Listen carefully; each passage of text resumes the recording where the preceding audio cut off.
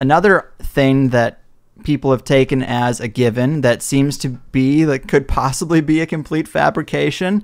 It might be another offshoot of this Mason's plan to just siphon off a bunch of money from the space program, but also siphon a bunch of money from the nuclear weapons program, because it seems like, and this was only brought to my attention through you and your post about it and the footage that you've shown, it seems like at least the test footage that we've seen of a lot of nuclear weapons from back in the day when they're telling our parents to duck and cover under their school desk to protect them from a nuclear blast, and you got the air raid sirens going off. Obviously, our entire culture was completely paralyzed by the idea of nuclear weapons.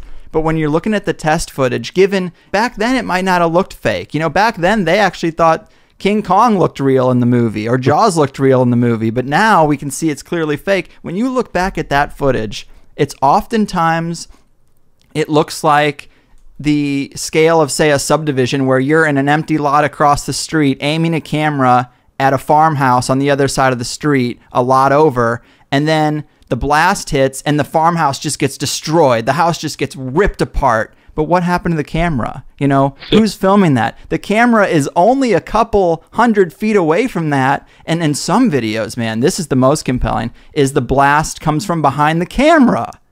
What the hell is that? The blast comes from behind the camera and the house gets blown away out into the background of the shot. And you're like, what kind of camera in that day and age could survive that blast, but an entire building can't? I mean, it seems way out there.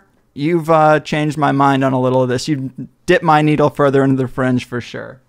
Yeah. So it's just another way to get us scared into giving them more money. So we're giving them hundreds of billions of dollars in this space race that America and Russia were doing, and they also did the Cold War. So they scared us into this nuclear scare, and then stole a bunch more money to build fake nuclear weapons. And so, yeah, the nuclear weapons don't exist as such. The tests that you've seen, the very early ones, like you were talking about, are clearly fake, just done on models. Some of the later tests were done using stacked dynamite. You just get a shitload of dynamite and blow it all up, and it makes the mushroom cloud, does the whole thing. And what they'd do is they'd tell one team that, you know, they'd have a bunch of people 20 miles away, say, army guys watching, doing the test. And then you've got, over on one island, these people stacking dynamite, saying that we're doing this for comparative purposes, and the real nuke's going to be over on that island. Meanwhile, they got another team over on that island stacking dynamite for comparative purposes, and the real nuke's going to be on the other island. So they even have military men stacking dynamite that they know is being used for these supposed nuclear explosions, but they believe that they've seen a real nuke, even though they tell them to cover your eyes and put your head in your laps as it happens. You don't see anything until the smoke clears afterwards. But yeah, a lot of military men will swear, you know, up and down that nukes must exist because they were there at some of those tests, and it's just dynamite. They do it beneath water by stacking dynamite in submarines, and you can do it up in the air as well. The Hiroshima and Nagasaki nukes, you can see that they're clearly two superimposed explosions, one on top of each other. There's two smoke plumes made to look like they're one. They actually used this technique several times. If you look at this nuke footage, there's if you go to my website, Nuclear Weapons Do Not Exist, you'll see these 3 documentaries that expose the thing completely. And so not only do so for instance, in Hiroshima and Nagasaki, what happened is that they were firebombed. So the cities were leveled just like Tokyo was firebombed, and the damage is comparable. But they claim that it all happened from one blast. But this is clearly not true, because flowers and plants started growing within a month, and they say nuclear radiation would exist for hundreds, thousands of years and would cause birth defects and everything. But nowadays, Hiroshima's a bustling city. Everyone's living there. Everything's growing there. Radiation's not a problem. There is some radiation after any explosion, so you would be able to go there with a Geiger counter and get some radiation, especially right afterwards, but it dies down quite quickly.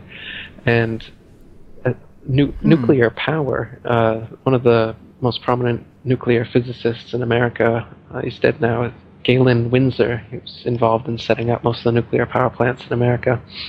And he went all over America for years giving this lecture about how nuclear power is just the most expensive and effective way to boil water, and they're essentially steam plants, and that's all it is. The nuclear component that supposedly causes all this radioactive waste that needs to be, hazmat dealt with, and they drill holes into bedrock and put the nuclear waste deep under the earth, and they've got all these crazy regulations. He says, when we were first working with nuclear material, uranium, plutonium, we held it in our hands, and if some of it got hot, we'd throw it in the water, and that was it. No problem. He said, I would bathe, I would swim in the pool there that we would throw the radiated metals into, no problem. People thought he was crazy. He started drinking a glass of water from it every day, no problems. And then in his lecture, he started eating radioactive waste. So you can see on YouTube, type in Galen Windsor, and he'll take out a Geiger counter, show you some radioactive material. He'll take it out of a tube, and they'll say, I've just caused an EPA, if the EPA was in here, we'd have to clear out this whole area for half a mile, and people would have to come in with hazmat suits, blah, blah, and then he puts it back in the tube, and there's some left over on his hand. So then he licks his hand, shows the waste on his tongue, swallows it, and says, I've been doing this for years. And so the idea is just another fear campaign. And that's why they get the military involved in all these nuclear power plants and the nuclear weapons. It's to siphon off money, keep us afraid, and keep us playing off one another. Everybody thinks that, Russia and America are enemies, and that the Cold War is real and the space race is real. But it's all just, they're all like WWE. It's like Hulk Hogan and Macho Man. They're all paid by Vince McMahon. They all go out to eat together.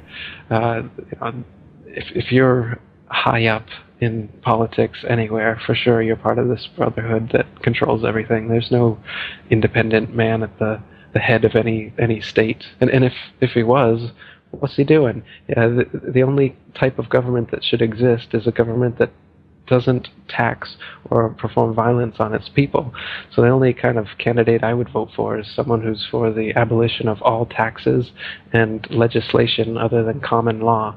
If you hurt or harm a person or their property, theft or breach of contract, those three things, those common laws, are the only things anyone should ever have to go to court for. Everything else is a victimless crime, and this is the big system that they get us caught up in. So they've got millions of statutes and acts that supposedly ignorance of the law is no excuse. So if you break any of these millions of legislations, they've got reasons to fine you or kidnap you and put you in jail, or even murder you if you don't pay them up.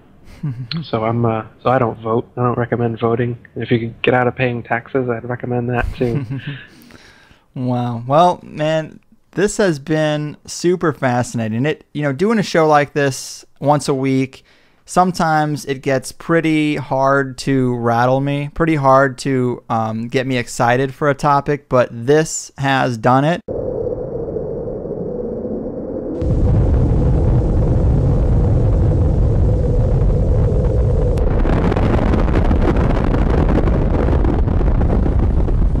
Do nuclear bombs exist? Your immediate answer is yes. But how do you know? During the mid-20th century, television and movie watchers were bombarded with imagery of what was purported to be atomic test footage.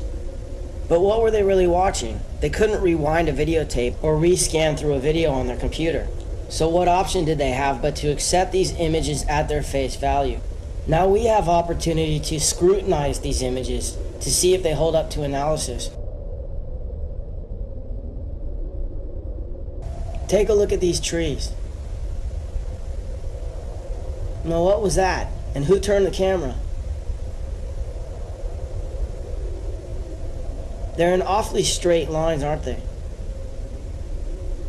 Now this must be a different blast because it's coming from a different direction. Wait, now they've put it back. But those are the same trees we saw in the first clip, aren't they? And now this. First they showed us these trees that they panned left on. Then they show us these trees that look like they should be next to a model train.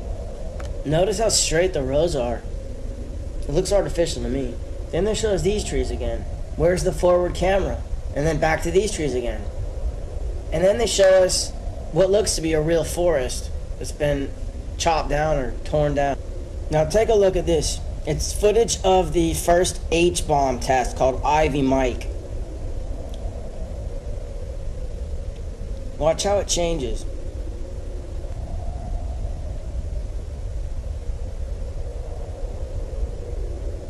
That's a composite. Then it morphs into this. It looks like a completely separate explosion. Now take a look at the frame before the explosion and then the one after. These frames were cut together. Why? Then this frame was cut to this, which looks like the sun to me. It looks like they're zooming in on the sun. Maybe a composite because the clouds aren't moving. Then they introduced some sort of liquid. It looks like a laboratory concoction in composite with the sun. Next is Operation Dominic Fireballs in the Yukon. What does that look like to you? Watch it again. It's the sun. Now here's Operation Greenhouse. These guys are getting all ready to see what looks to be the sun again. The sun seems to start to expand. Maybe it's being zoomed in on. They worship the sun after all, Lucifer. So why wouldn't they use him as their greatest weapon?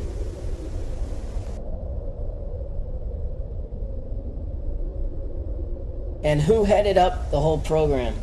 None other than J. Robert Oppenheimer of the Oppenheimer family, who is reputed to have been the original financiers who got the Rothschilds started in Frankfurt, Germany in the 18th century. He should do his duty, and to impress him, takes on his multi-armed form and says, "Now I am become death, the destroyer of worlds." You're thinking, what about Hiroshima? Is that Hiroshima? Is that Hiroshima?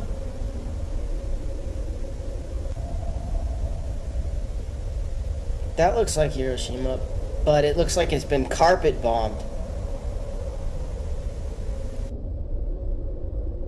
Check out this image of Rotterdam. Was that a nuclear bomb? Now compare it to this image of Hiroshima. Actually, this isn't Hiroshima, it's Tokyo after firebombing in 1945. If you accept that FDR might have had foreknowledge of the bombing at Pearl Harbor, maybe you might want to leave room for the possibility that his propaganda machine might have created the myth of atomic bombs. There's no question that the powers that be have ballistics with tremendous explosive capacity. But this shot, for example, could easily be high-volume dynamite. And what are we looking at here?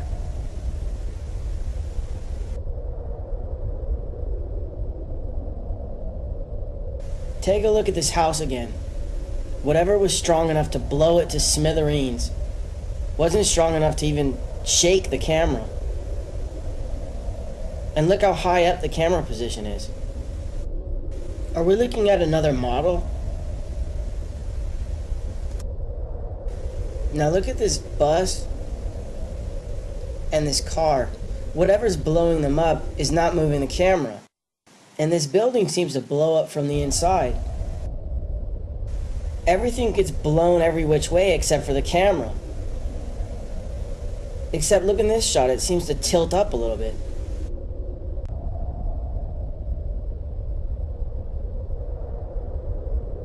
Now this is one of my favorites. Watch the two guys behind the glass. Who's filming them? Isn't he being exposed to all that rocket fuel? Anyways, I'm not trying to convince anyone of anything. If you're hell-bent on believing that they can blow up the world at the push of a button, then go ahead. But next time you hear a politician justifying the invasion of a country based on the fact that they supposedly have weapons of mass destruction, realize that they're not only lying about the other country supposedly possessing weapons of mass destruction, they also may be lying about the very existence of weapons of mass destruction. Do North Korea have nukes? Are the Iranians still trying to build a nuclear bomb? Are we perpetually on the brink of thermonuclear war? The governments and the elites that control them have such a history of lying to the public, can we not assume we are not being told the truth? From the Titanic to 9/11, the public have been fed one pantomime after another. Can we not be forgiven for questioning nuclear weapons, perhaps their tallest of tales?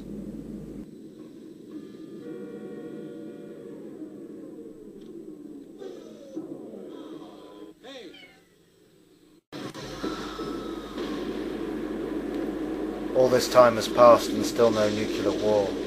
This is excused with the notion of mutually assured destruction, the idea that all supposedly nuclear-armed nations fear their own nuclear destruction too much to try to destroy another, and so we live in perpetual nuclear peace in a world of continuous conventional war.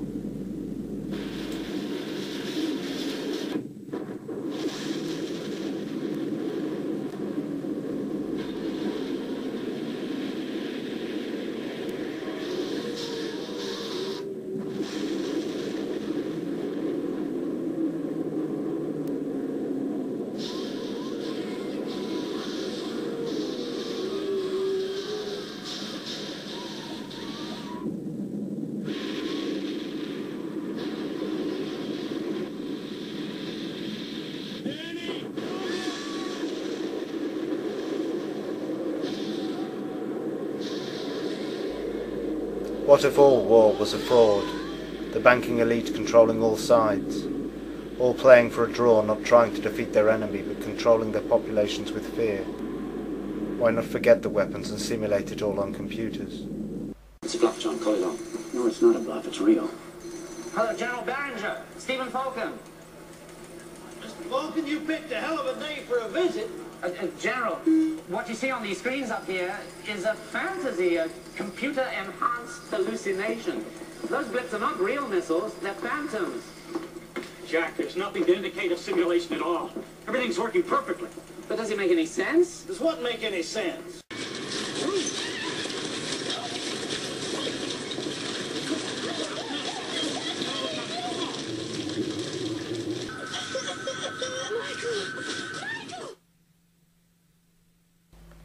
Wouldn't it be cheaper and easier to pretend? Why spend all that money on weapons you know you are never going to use? When convincing your enemy or your public you've got them achieves the same ends.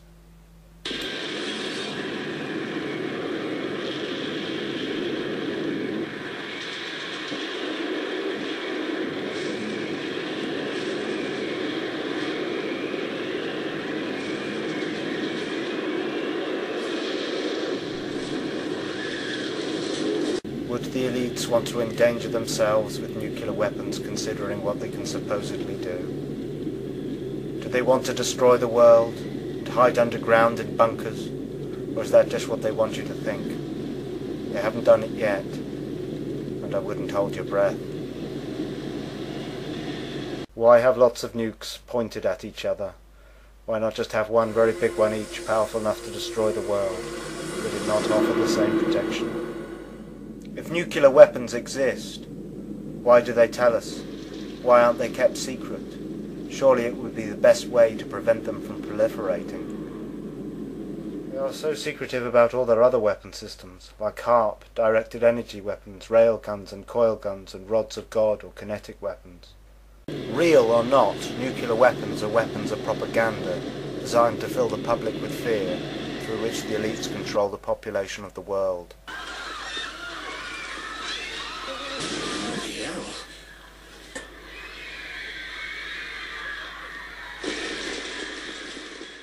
Is this a game, or is it real? What's the difference? Oh, wow. German scientists had split the atom by bombarding uranium with neutrons, which caused instability in the uranium nucleus.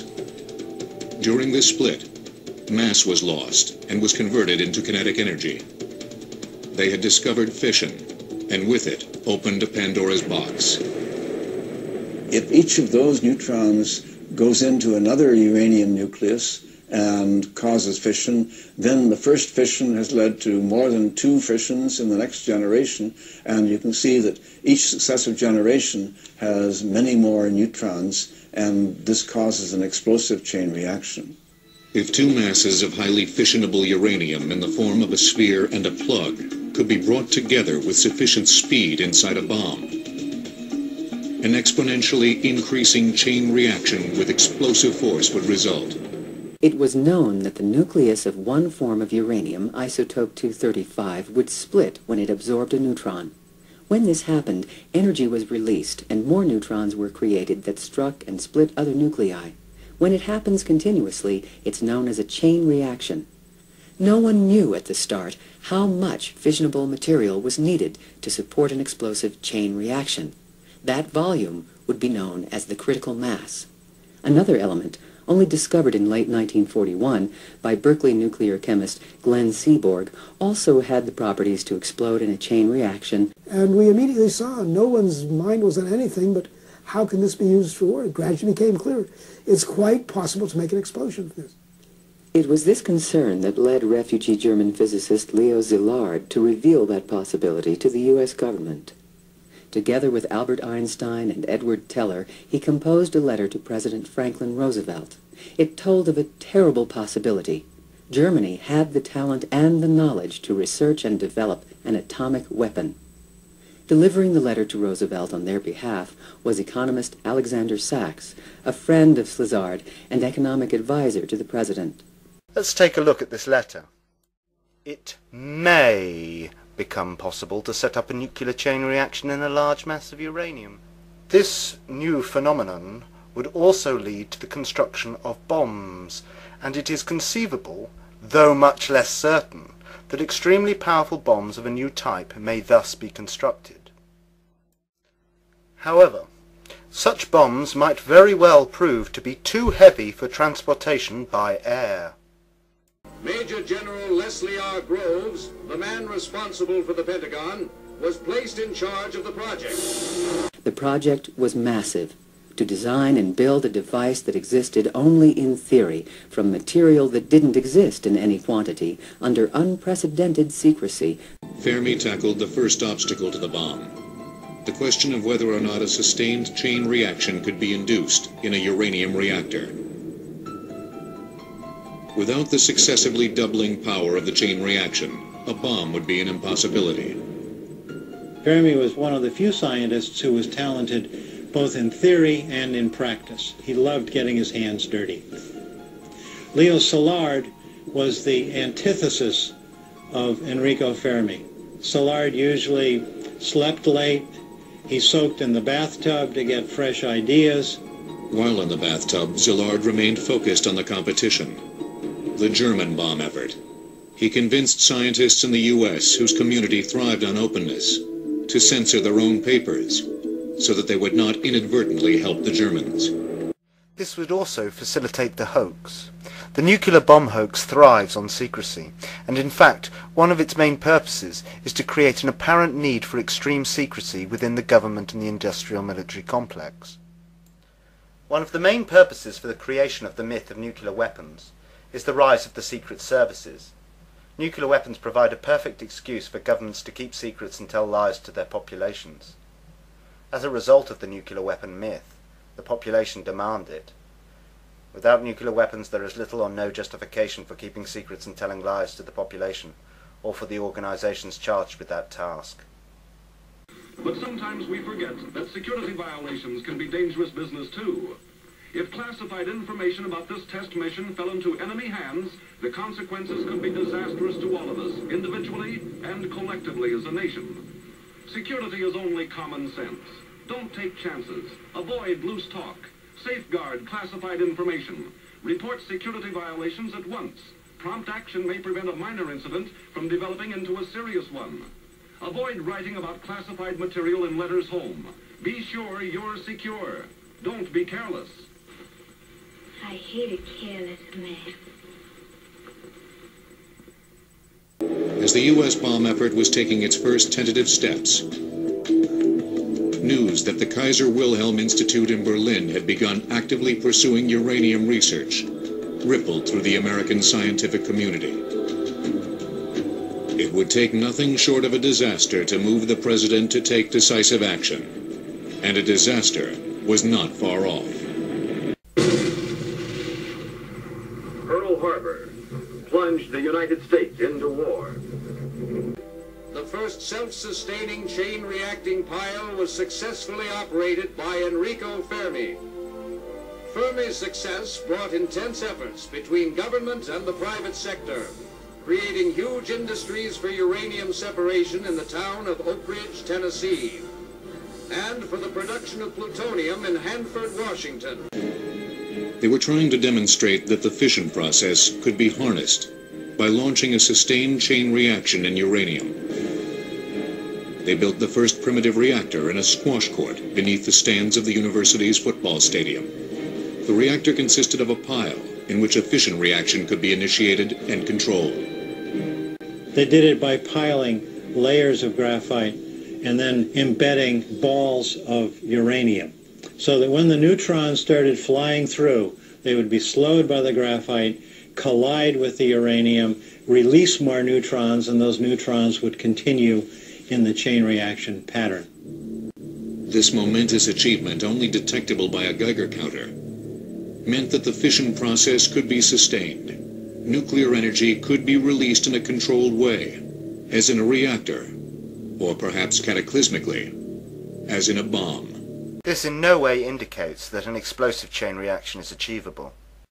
To head up the installation, Groves, an expert judge of men, chose a most unlikely candidate, J. Robert Oppenheimer.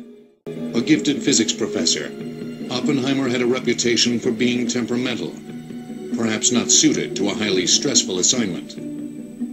It was advised that Oppenheimer would be a disaster. People told him that Oppenheimer couldn't run a hot dog stand. Oppenheimer was a fascinating and complicated man. Fundamentally, he seems to have had some of the qualities of an actor. He was different things to different people. Oppenheimer drew luminaries like Enrico Fermi, Hans Bethe, and Edward Teller to the facility, as well as technicians fresh out of college.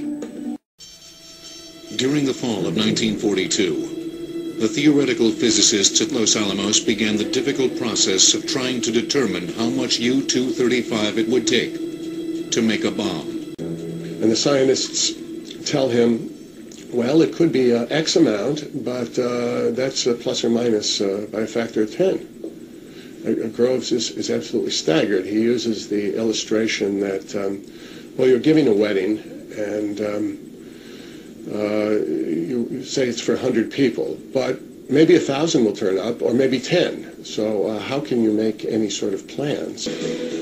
Robert Oppenheimer's team of physicists doubled the amount of uranium-235 thought necessary to achieve critical mass and sustain an explosive chain reaction to 200 kilograms.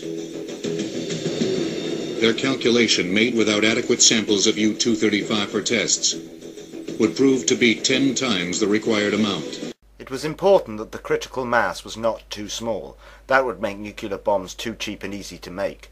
But equally, it was important that the critical mass was not too large, as this would make deliverable bombs an impossibility.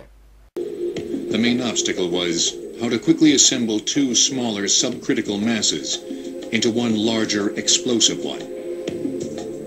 The bomb design that they came up with was a gun design. Inside the bomb, a cannon would fire one piece of radioactive fuel into another at 3,000 feet per second.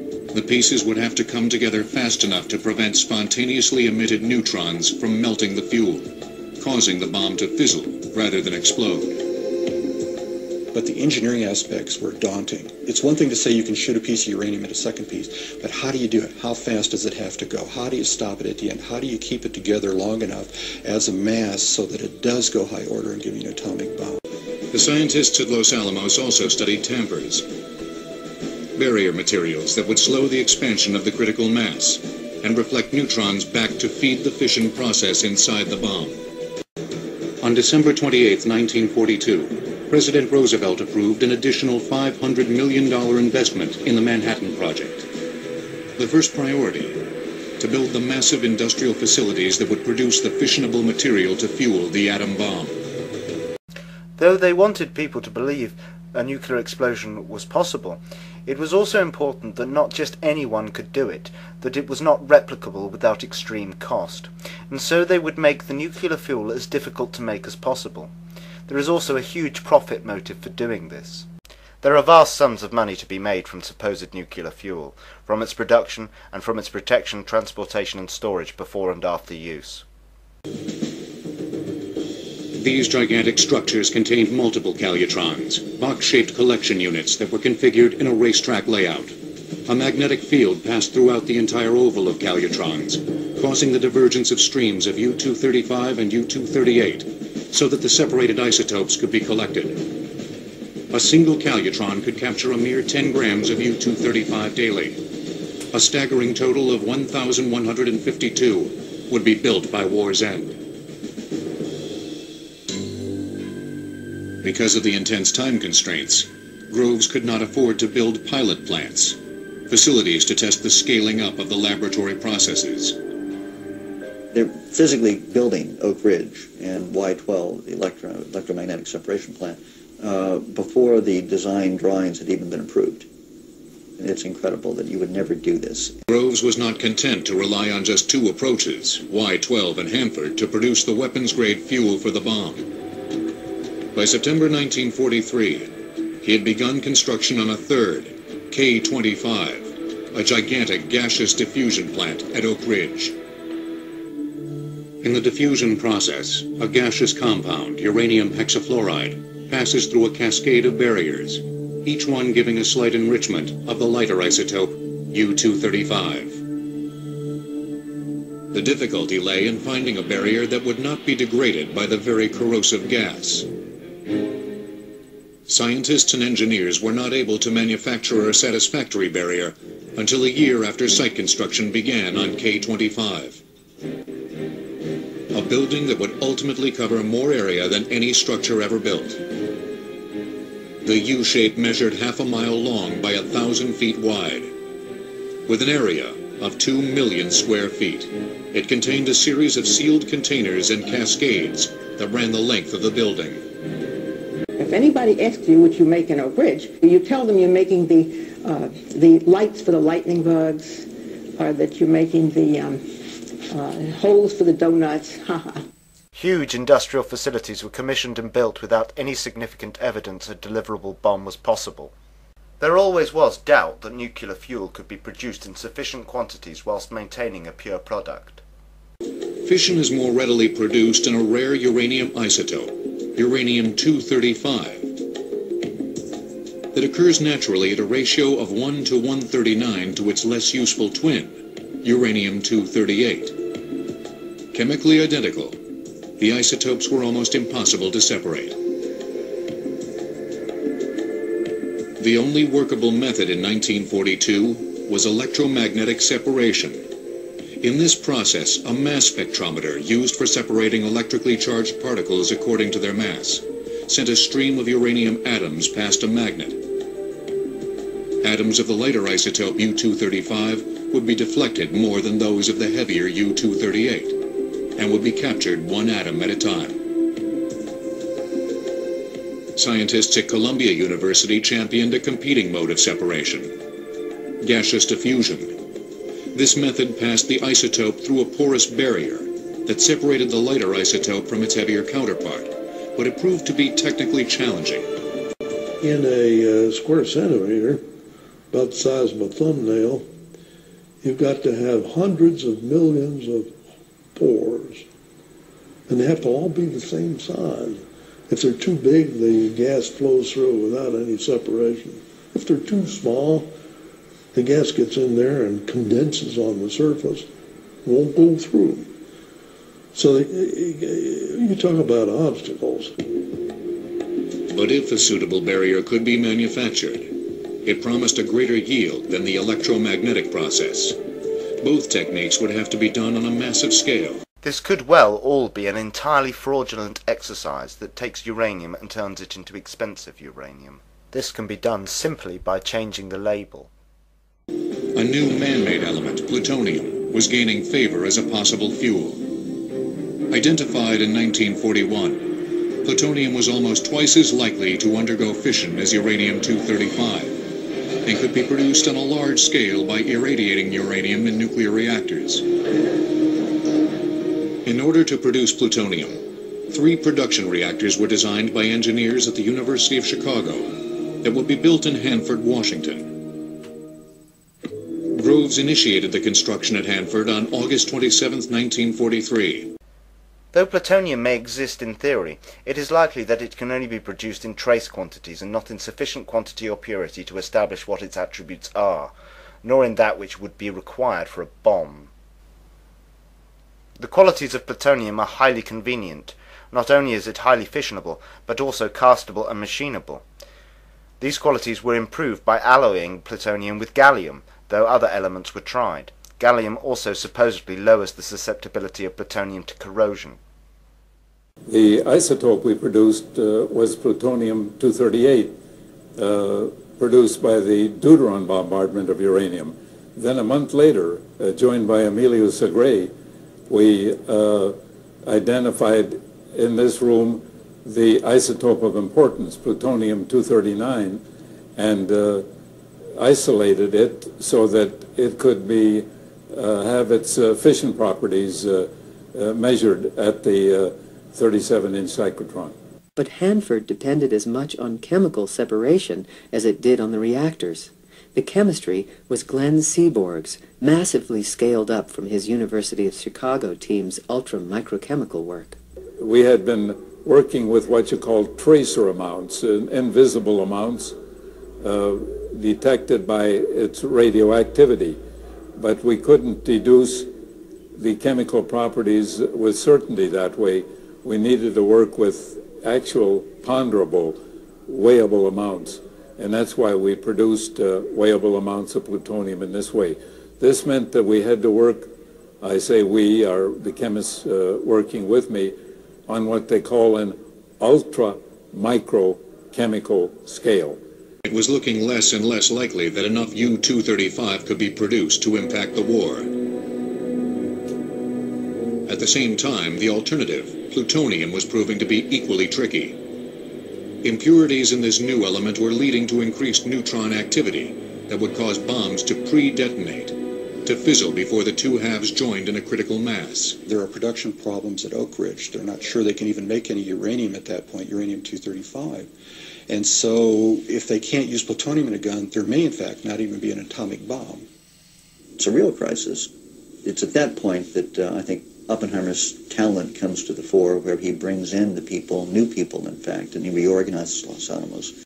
Scientists and dignitaries awaited the detonation of the first atomic bomb in a desolate area of the New Mexico desert, known aptly as Jornada del Muerto, or Journey of Death.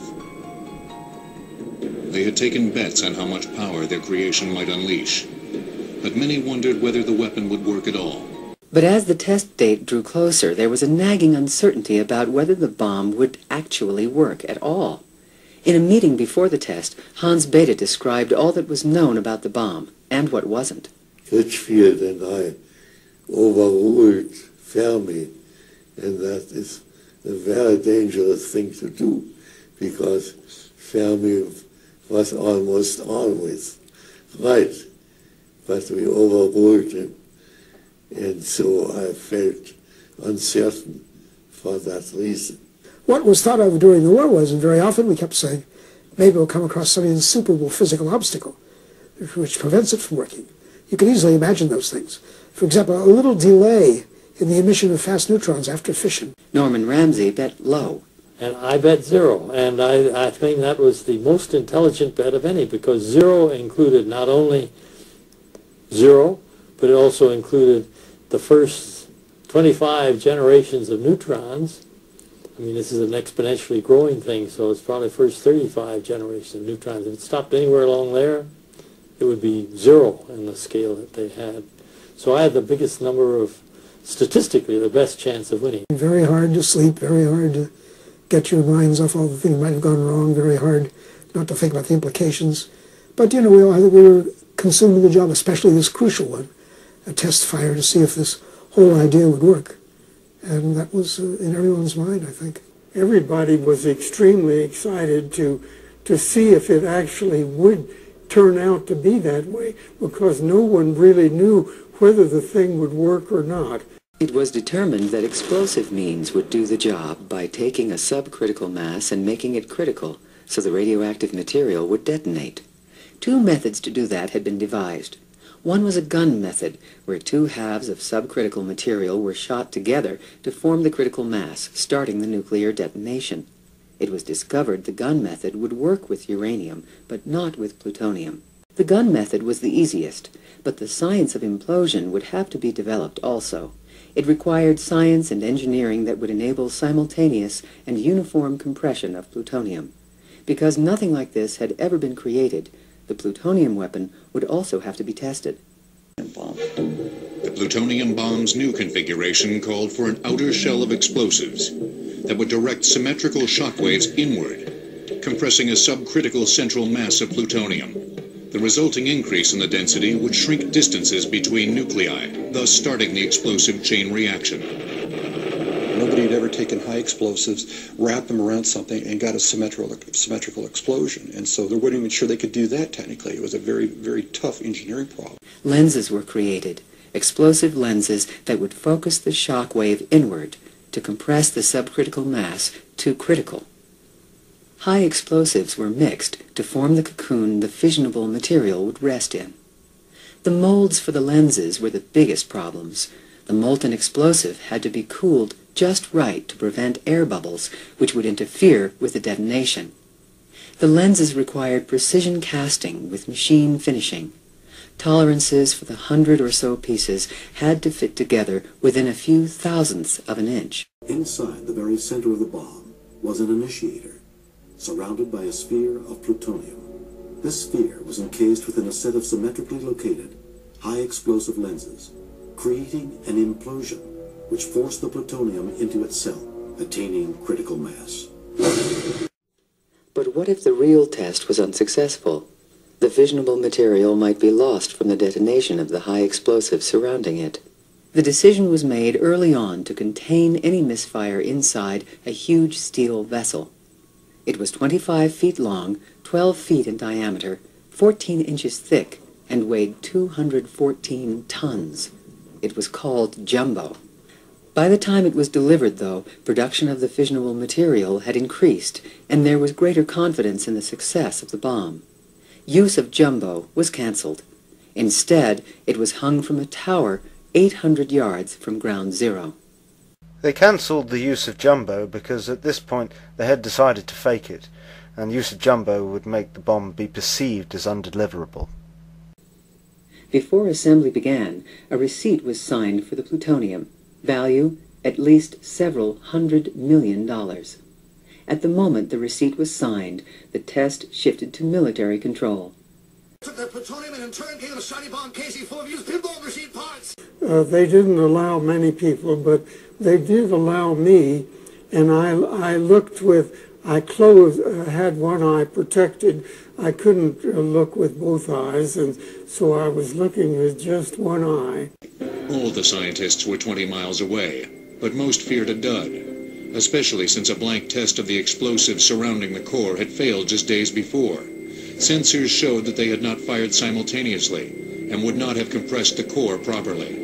It was really unnerving when the blank shot failed. The normal anxiety that one might have had with a device on which you had worked but had never been tested fully was heightened by the failure of the blank shot. General Groves was lying on the ground in the prone position, facing away from the blast. What he said was going through his mind was, what was he going to do when the timer got to zero and nothing happened? 5, 4, 3, 2, 1.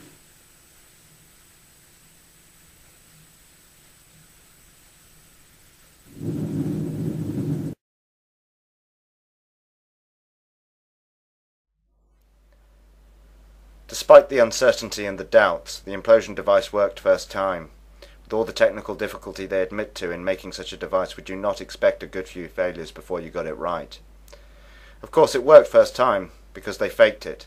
As with all subsequent nuclear tests, it was fake.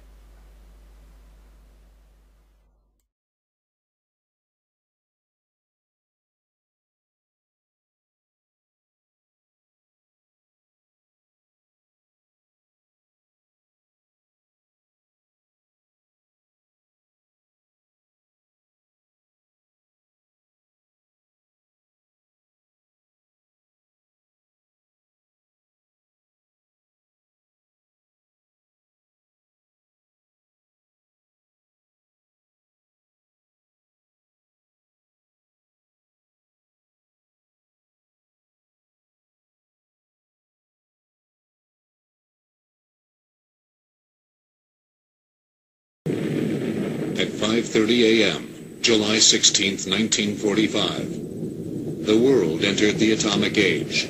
With an intense flash, a sudden wave of heat, followed by a tremendous shock wave. The ball of fire extended 40,000 feet. The bomb packed a punch equivalent to 20,000 tons of TNT, completely vaporizing the steel tower and heating the desert sand into glass for a radius of 800 yards. Later in the morning, Fermi and physicist Herbert Anderson donned white surgical scrubs and rode in 2 lead-lined tanks to ground zero. Fermi's tank broke down after only a mile, and he had to walk back. Is there any reason they didn't want Fermi to see the evidence firsthand? With a yield 200 times greater than the 100-ton test, the fireball created a crater nearly 1/2 mile across and fused the desert sand into a green glass still containing traces of radioactivity 50 years later. Radiated dust and debris from the blast, fallout, would fall onto neighboring communities. At a few locations, detectors showed rises in radioactivity, but they dropped quickly. Few people laughed. Few people cried. Most people were silent. I remembered the line from the Hindu scripture, the Bhagavad Gita. Vishnu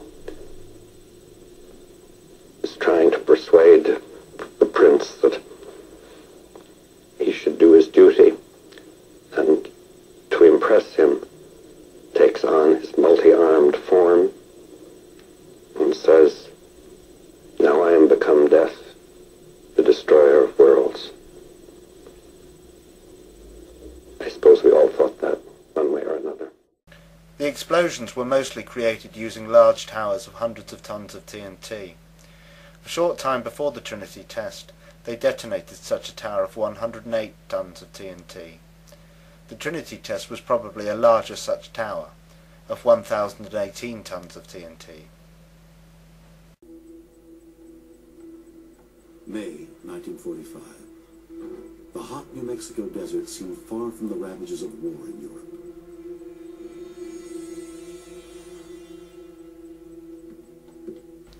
The trick relies on encouraging people to believe a big explosion is a massive one.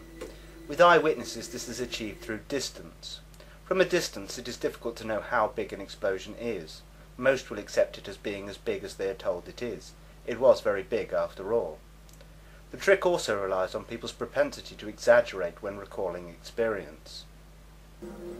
It would have been the biggest explosion any of them had ever seen, and so they are likely to tell anyone who asks that it was big, in fact very big. They are unlikely to play it down and say, well, it wasn't all that big actually. For many of them it would have been the most interesting thing that had ever happened in their lives, and so they would tend to big it up. In order to accurately calibrate the instrumentation for the test, another test, one using only high explosives, was needed. A dress rehearsal of 100 tons of TNT was planned for. Hundreds of crates of high explosives were stacked on the platform of a 20-foot tower. Tubes of low-level nuclear material were scattered throughout the explosives to simulate the radioactive products of a nuclear blast. Everything was set to a scale to match the expected effects of the nuclear test shot. On May 7th, the high explosive was detonated. The orange fireball was seen 60 miles away.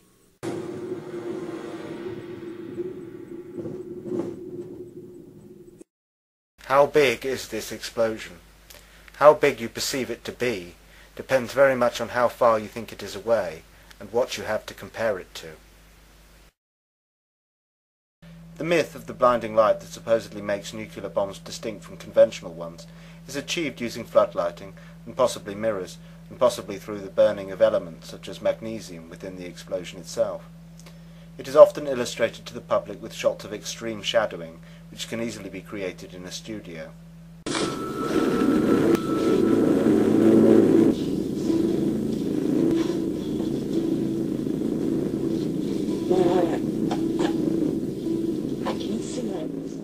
Most witnesses will never actually see the supposed blinding light, as they were usually told to close and cover their eyes, and often to turn their backs.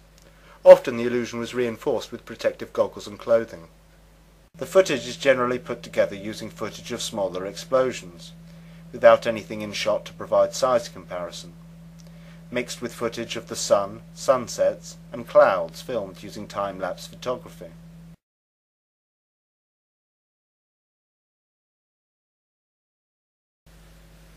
There is little or no unedited footage provided to the public. Almost all of the footage has cuts, and often cuts away to shots of observers, or shots illustrating the supposed destructive force, and back again to the footage of the developing aftermath of the explosion, and then away again and back again.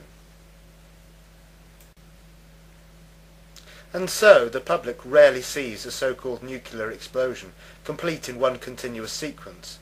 Mushroom clouds are not unique to so-called nuclear explosions.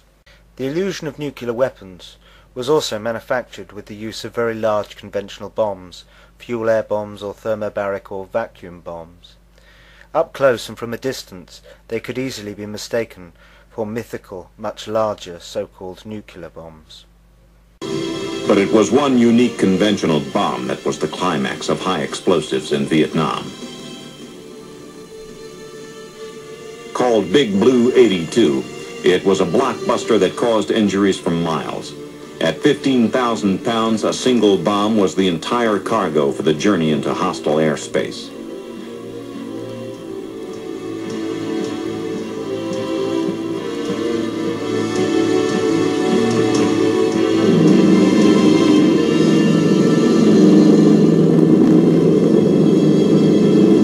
Delivered from the hold of a C-130 cargo plane, the bomb was slowed by a parachute and drifted to its target.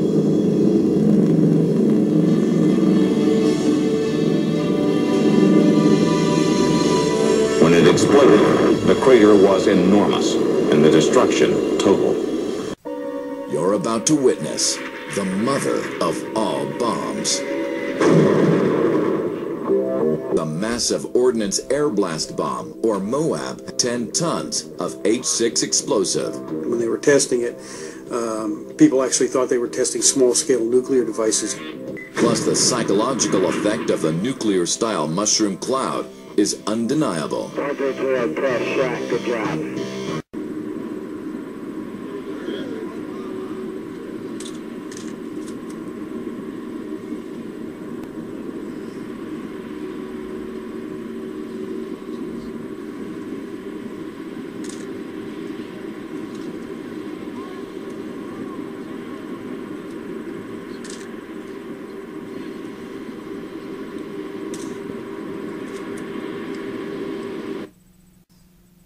Russian military has announced the testing of a vacuum explosive device that unleashes a shockwave with the power of a nuclear weapon, according to Russian scientists.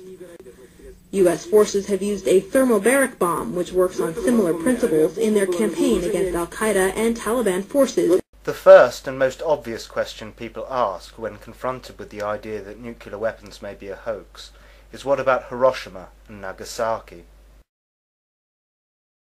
While the scientists at Trinity site waited for the test in the New Mexico desert, the primary components of the gun-type uranium weapon were being hoisted aboard the cruiser Indianapolis. The ship set sail for the Pacific island of Tinian in the Marianas. A few weeks later, on August 6, 1945, a B-29 named Enola Gay took off in the early morning hours. Just after 8 a.m., it dropped the weapon named Little Boy, which exploded approximately 1,000 feet over the Japanese city of Hiroshima. Boom! The uranium gun weapon, or Little Boy bomb, was a simple design, and scientists were confident it would work without testing. Designers considered a test prior to combat use unnecessary and impossible, since there was only enough U-235 for one bomb. And so Little Boy goes into combat as an untested weapon. In the past 24 hours, 4 heavily loaded B-29s have crashed on takeoff.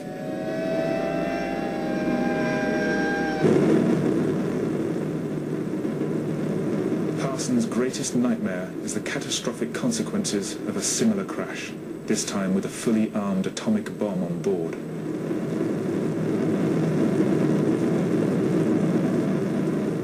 Disregarding months of planning, he makes a last-minute decision to attempt the arming of the bomb in the air and not on the ground, something which has never been tried outside the controlled, sterile environment of the laboratory. Armed with just a screwdriver and a spanner, he spends hour after hour practicing the techniques required to arm the bomb in flight. The temperature inside the bomb bay soars to over 40 degrees, but he continues, even as his hands start to bleed. There is no room for error. The next time he does this will be for real, 31,000 feet up in the sky, exactly 2 hours away from the target. This is padding the narrative in order to make the very dull story of dropping a bomb more exciting, and to sculpt it into a triumph against the odds.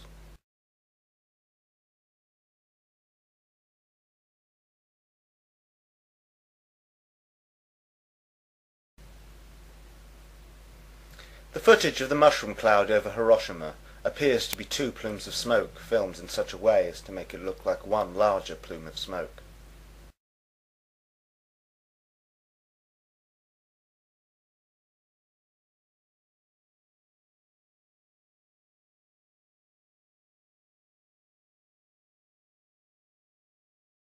"8:18. My God, what have we done?"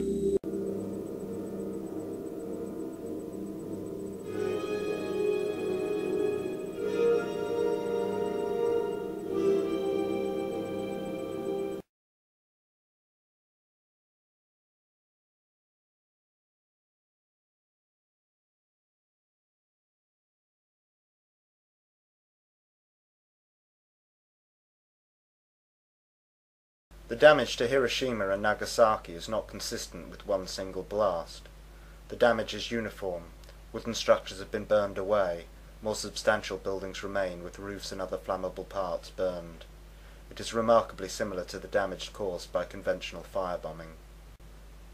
In Hamburg, Darmstadt, Kassel, and most notably Dresden, firebombing was used in such a way as to create an effect known as a firestorm, where a fire attains such intensity that it creates a central column of rising hot air, inducing strong inward winds which supply oxygen to the fire, which significantly increases combustion.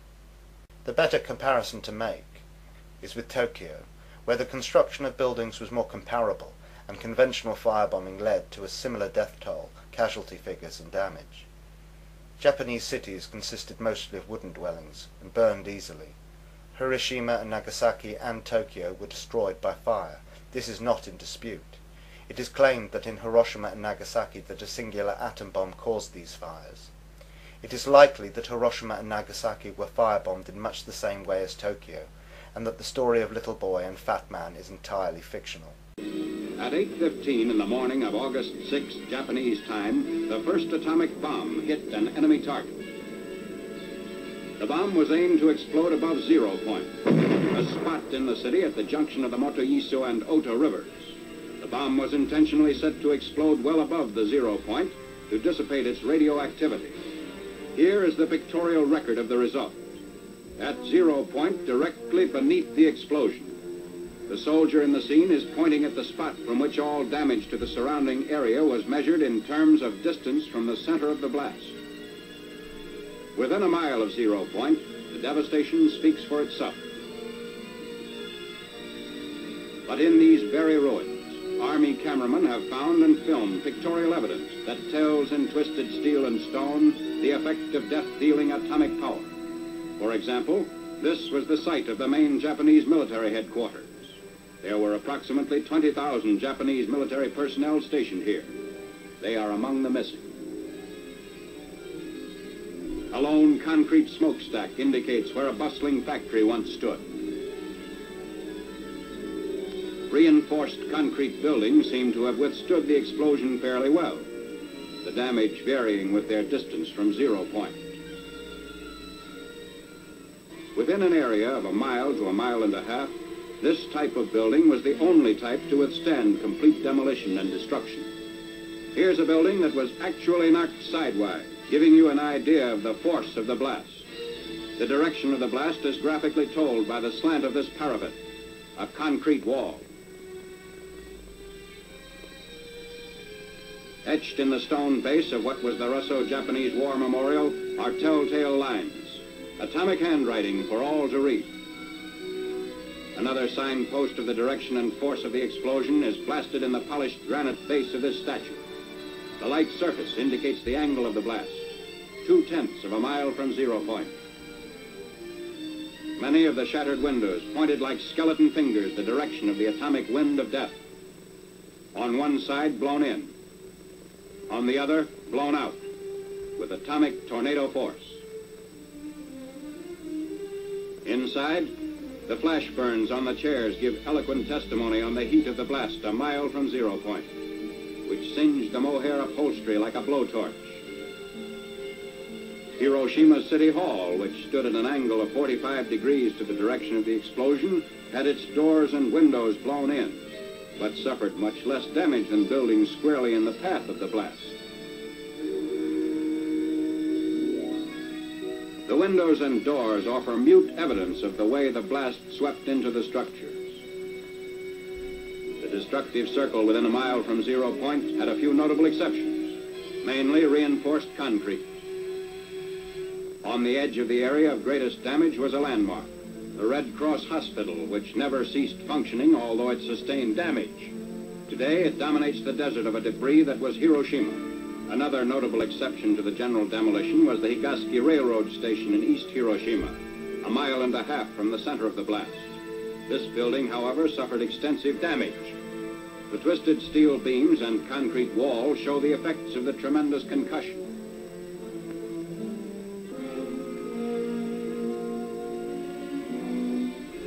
What's left of the Commercial Museum, within 2/10 of a mile of 0 point, also gives indication of the tremendous push of the explosion. The downward force of the blast turned the roof of the Commercial Museum into a reservoir. Amazingly enough, bridges did not suffer too badly at Hiroshima. This steel rail bridge, 1 mile from 0 point, had the side toward the explosion virtually blasted by flying particles, which removed almost all the paint. But the side away from the explosion did not need a new paint job. Roads in the area fared better than buildings or bridges. Shortly after the fires died down, traffic was resumed. Today, these highways through the ruins are again in use. Beside our military traffic trudge the survivors of vanished Hiroshima, the first city in history to be atom-bombed into oblivion.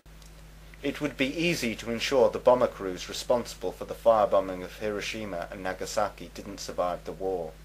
And it would be easy to convince people to lie, with bribes and with the idea that it is a noble lie that would bring an end to the war.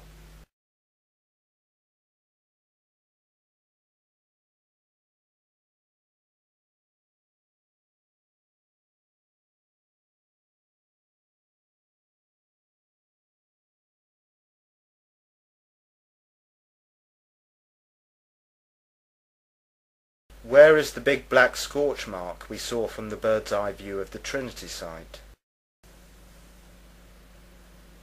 It's all so much more dramatic when you add dramatic music.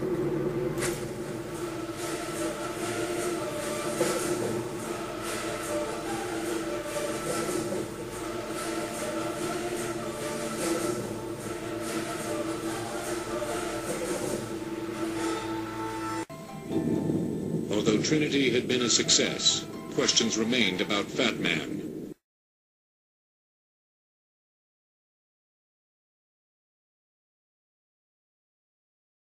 Three days later, another mission carrying the plutonium implosion weapon named Fat Man detonated over Nagasaki.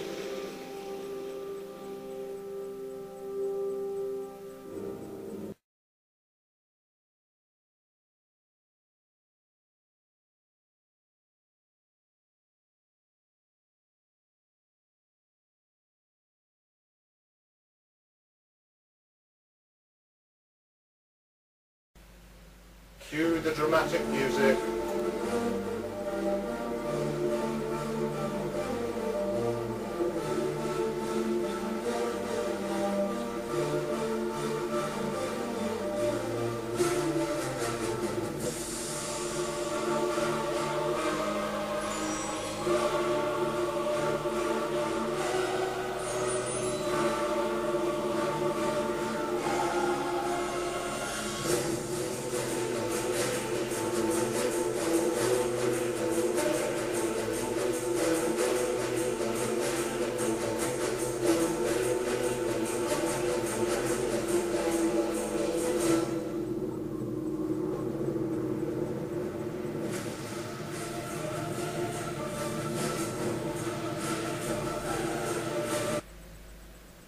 Hopefully by now you're beginning to see this for what it is, pure Hollywood.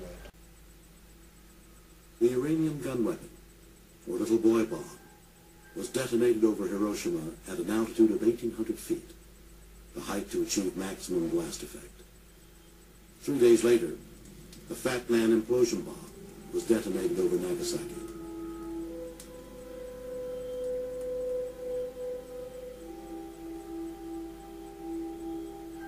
In Hiroshima, 70,000 people were killed or listed as missing.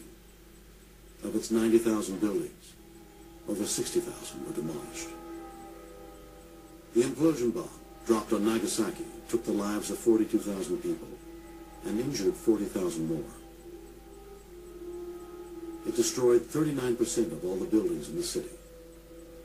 With a yield of 20 kilotons, similar to that of Trinity, this weapon will be considered a nominal atomic bomb and provide a blueprint for all future nuclear weapons. These skulls in the foreground are very illustrative. Throw in a nice emotive baby playing in the rubble. Burn victims are in no way evidence of nuclear detonation. Standard heat will cause burns. Burn victims are indicative of firebombing. Radiation is also not proof of nuclear detonation. Radiation can easily be faked. It merely needs to be claimed.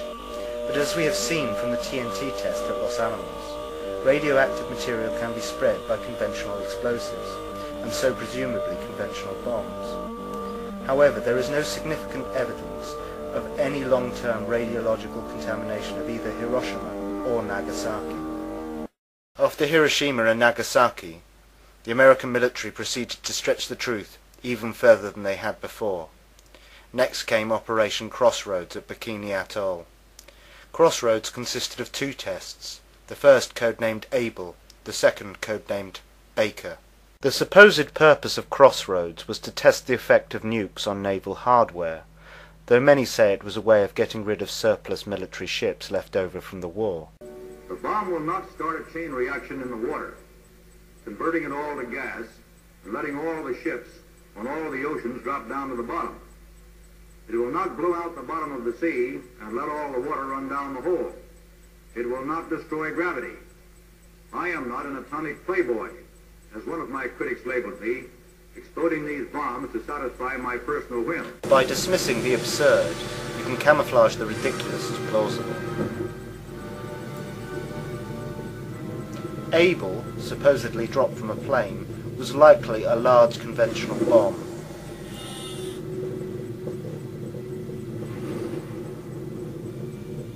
The bomb missed its intended target by nearly 800 yards.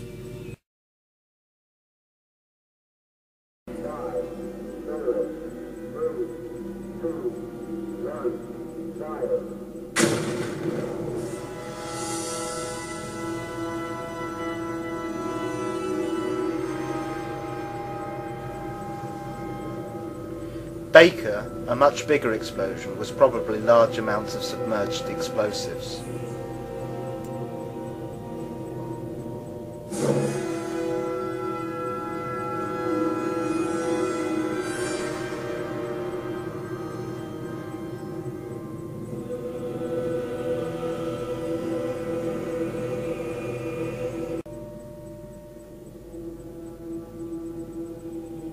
Soon enough the Soviets would begin to build their own fake nuclear bombs.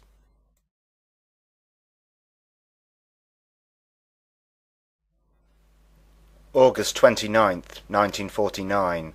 The Soviets faked their first atomic bomb. Making a device that will cause a nuclear explosion is one thing. Making deliverable nuclear bombs is a further challenge. Mass manufacturing these devices so that they can be stockpiled, ready for use as and when needed, brings with it further difficulty. It is not denied that nuclear weapons have a lifespan. This is good for the industry, as the need for periodical replacement generates ongoing revenue. 2 years after Crossroads, authority was given by President Truman to proceed with Operation Sandstone.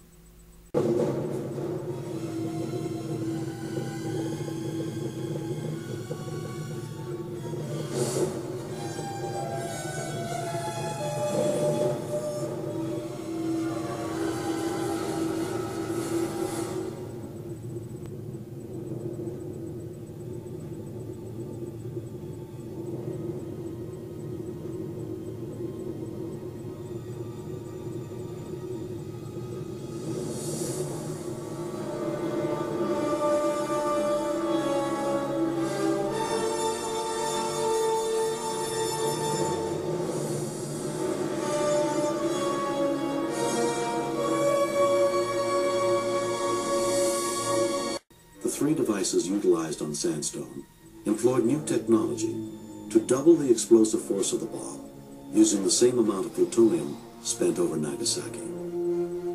This technology met Department of Defense requirements for more efficient bombs and increased the ability to stockpile nuclear weapons.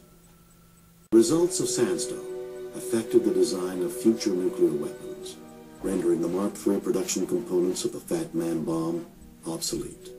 The Mark IV and Mark V designs brought improved performance and lighter weight to nuclear weapons. The purpose of Sandstone, and later Greenhouse, was to incrementally double and double again the power of these fictional bombs. At first by using the nuclear fuel more efficiently, and then by adding elements, primarily isotopes of hydrogen, deuterium and tritium. This would ultimately lead to the myth of the fusion bomb, many times bigger again. Also, during this period, they would invent a way of utilizing U-238 within the bombs. Before, they had wanted to maintain the idea that making nuclear bombs was very difficult due to the production method of plutonium and the separation method for U-235 being difficult, time-consuming and producing very small quantities with very high production costs. The use of ordinary uranium-238 was required to make it conceivable for them to continue making bigger and bigger bombs requiring more and more fissionable material, and to make a large number of them. It was also very convenient, as large quantities of uranium-238 were left over from the process of isolating uranium-235. Though uranium-235 and/or plutonium would continue to be an essential element of each fictional fission bomb.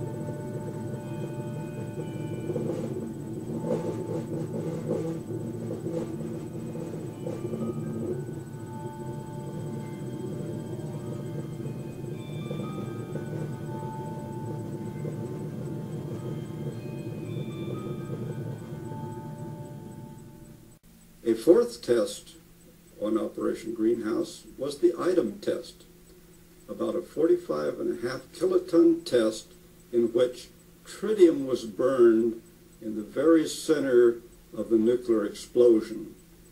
And this process of putting tritium at the very center of the nuclear weapon is called boosting. And we kicked the yield up from about 20 kilotons to 45.5 kilotons, more than doubling it by that process.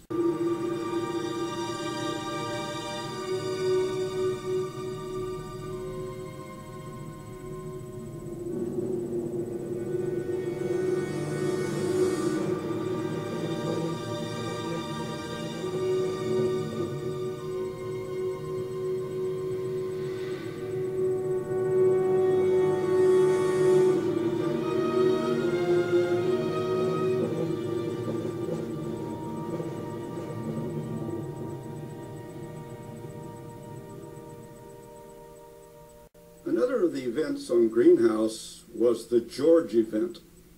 Now, George is a large 225 kiloton weapon that was used to burn a deuterium capsule. And this is the first of our thermonuclear weapon experiments to ever be conducted.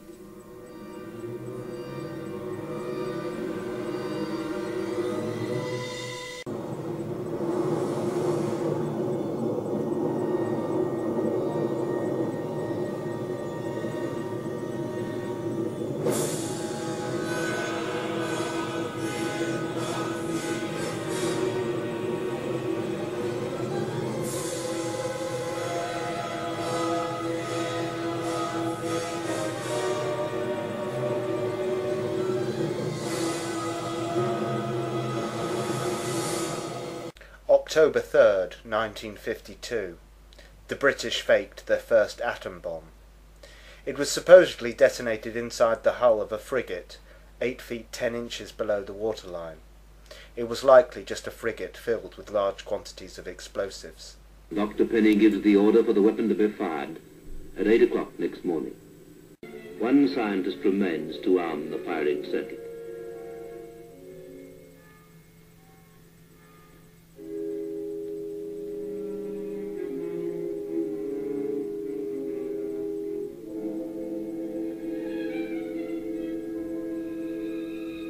Connect the batteries.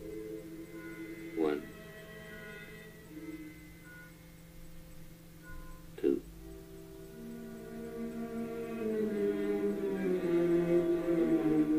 Next, the switches. 1, 2, 3. Now the key. Turning the circuit into position to fire. That's it. The weapon is ready to explode at the touch of control headquarters on an island some miles away. But it can't be fired before this man gets there, since he carries a safety link, and without that link the firing circuit is still open.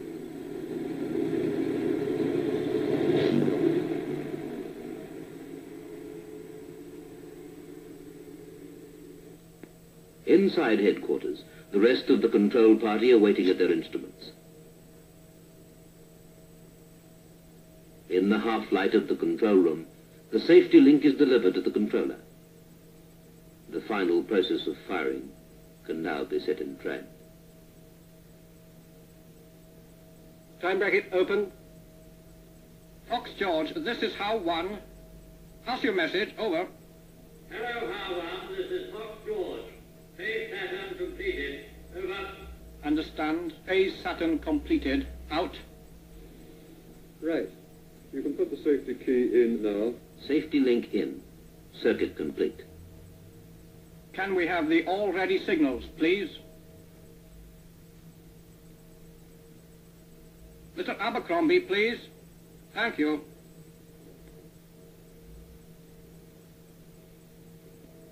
Minus 8.5 minutes.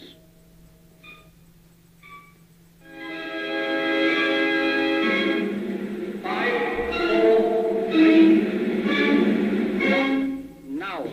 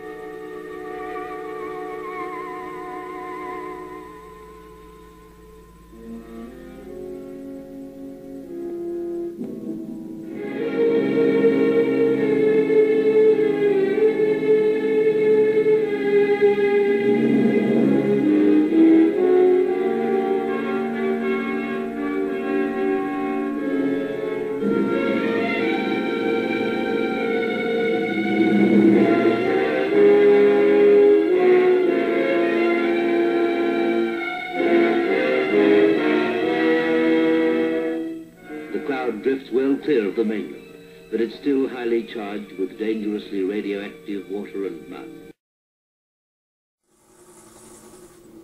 Situated on the Zero Island was the cab, or building, which housed the device. The Mike device was known as a wet bomb because it used liquid hydrogen isotopes to create the thermonuclear reaction. This made the device very large, weighing some 62 tons, and impractical to use as a deliverable weapon. A plywood tube ran from the Zero Island across the causeways to a detection station on the farthest island, a distance of nearly 2 miles. This tube was filled with helium, allowing lethal radioactive rays faster travel to the detection station before the island was consumed by the fireball. A 2-story, 82-ton steel cylinder containing a concentric series of thermos bottles, which housed the super-chilled liquid deuterium, the hydrogen fuel, as well as raw uranium, tritium, Teller's plutonium spark plug, lead baffles, gold leaf reflectors, an ablative polyethylene lining, and, sitting at the very top of the assembly, a Nagasaki-style fission bomb to get it all going. The mechanism, along with its support and refrigeration gear, required a hangar-sized building called a shot cab to house it. The pipes leading off to the right were for observation purposes. They would carry the initial bomb light down a 2-mile wooden tunnel to sensors on a neighboring island. Cruiser Estes ordered the capacitors of the fission primary to simultaneously discharge into 92 detonators. The resulting shock waves raced through the high explosive shell, converging on and compressing the plutonium sphere into a supercritical metallic fluid, and crushing the tiny initiator at its core, releasing a few dozen neutrons to start the chain reaction. Million-degree X-rays outran the blast wave by milliseconds, racing down the radiation channels to immolate the interior plastic lining and send it crashing inward toward the plutonium spark plug suspended within the now superheating liquid deuterium. Pressure from the fissioning spark plug touched off a fusion reaction in the tritium at its core. The expanding shock wave met the inwardly rushing radiation to further compress the deuterium. Hydrogen atoms began to fuse, momentarily creating every element that had ever existed in the universe, and a couple more besides. A few millionths of a second after receiving its orders from the Estes, Mike had burst free of its thermos bottle and was heading for the upper stratosphere.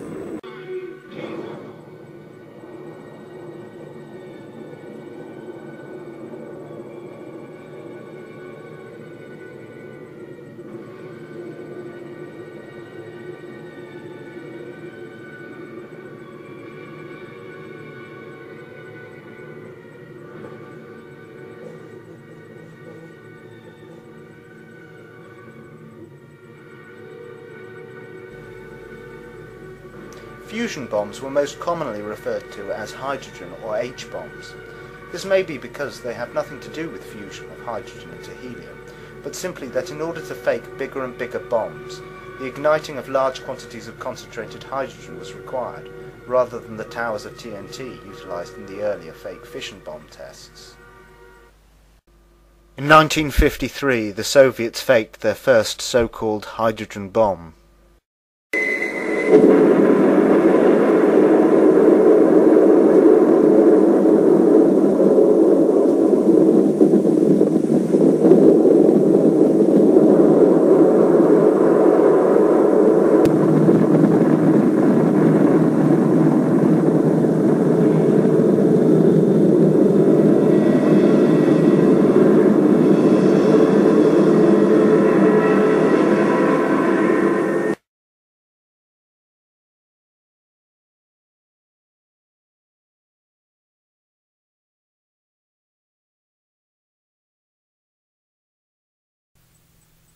In the spring of 1953, the Atomic Energy Commission and the Department of Defense conducted 11 nuclear weapon tests in Nevada under the code name Upshot Knothole. The first of the events, codenamed Encore, was a 27-kiloton nuclear device airdropped and detonated at about 2,800 feet to Grable, and it was delivered by the Army's new artillery cannon. A 280-millimeter projectile was fired and detonated over about the same blast area with a yield of about 15 kilotons at an altitude of about 500 feet. As well as making their fictional bombs progressively more powerful, they would also push the idea that at the same time these fictional bombs can be progressively shrunk. They have gone as far as convincing the public that they can be fitted into a suitcase, and that you can fit up to 10 of them on the end of an intercontinental ballistic missile.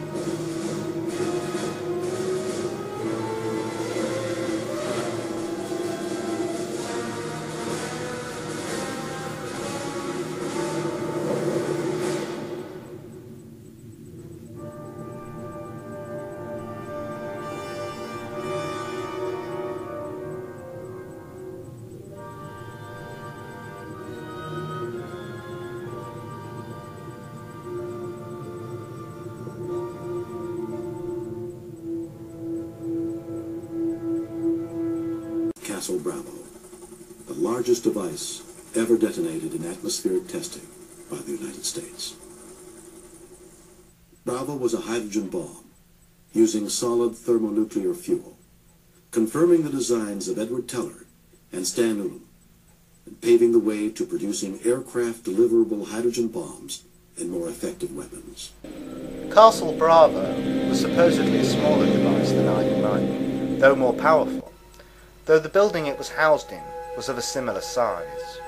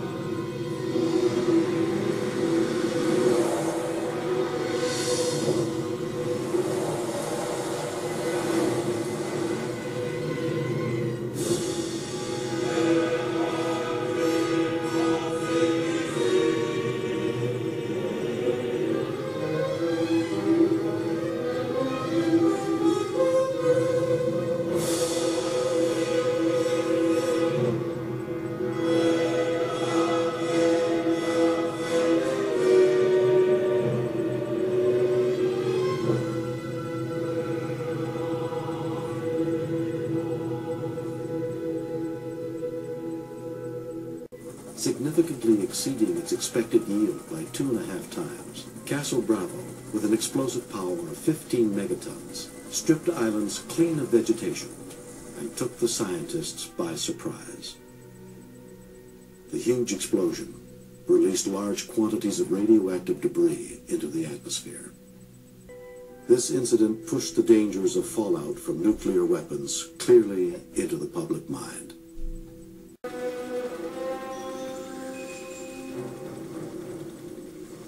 Almost 9 years had passed since the cancellation of the deep underwater test on Operation Crossroads. That test was finally conducted as Operation Wigwam.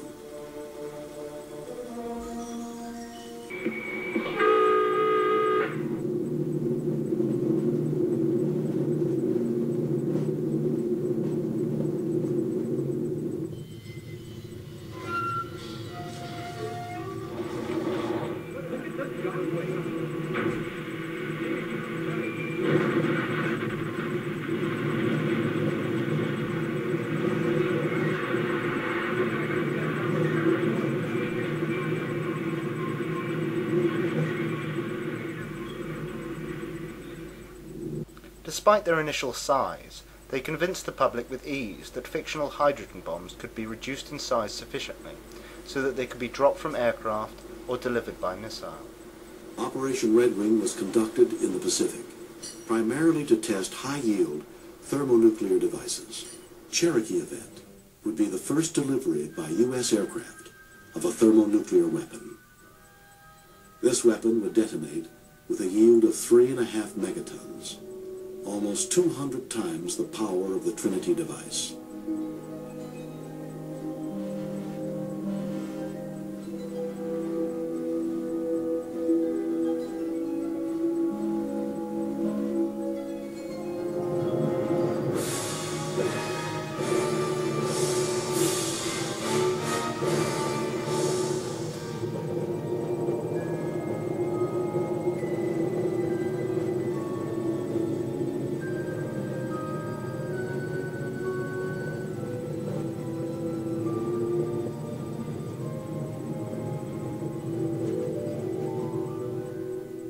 General Bernard A. Schriever is one of the first to suggest the H-bomb should be miniaturized to fit on an intercontinental ballistic missile, or ICBM. In the fall of 1957, with test moratoriums looming on the horizon, 24 nuclear tests were conducted in the Nevada desert under the code name Operation Plum Bob. During Plum Bob, the Hood event would become the largest test ever conducted in the atmosphere within the continental United States. Hood, a 74-kiloton device, was suspended 1,500 feet above the desert floor on a balloon.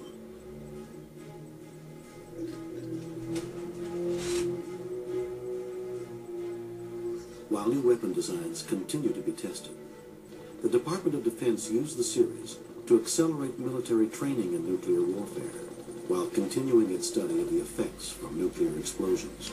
Much of the nuclear testing was designed in such a way as to expose as many military personnel to the hoax as possible, so that they would perpetuate the myth by word of mouth, and so that as many people as possible would have an uncle or some other relative who was involved, and so would likely consider nuclear weapons a reality.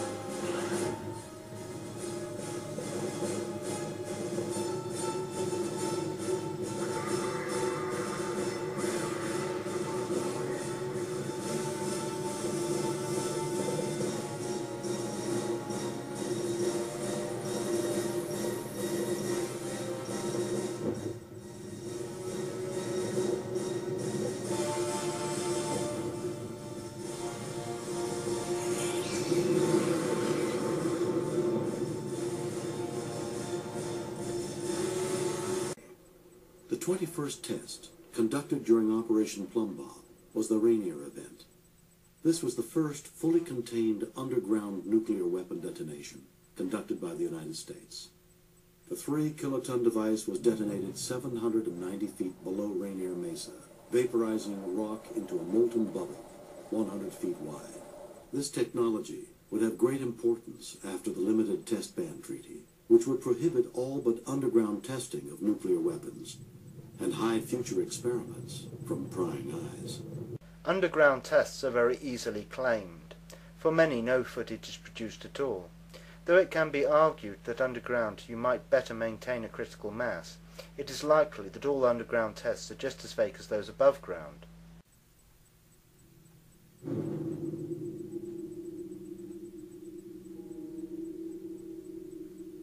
During Operation Hardtack, the United States detonated 35 nuclear devices, as many as had been fired in all prior Pacific tests. By now, nuclear weapon tests were perceived in large part as saber-rattling, increasing the international tensions that could lead to all-out nuclear war.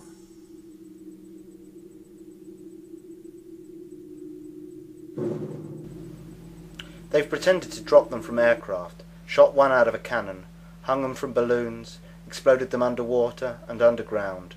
Why not blast a few into space on rockets?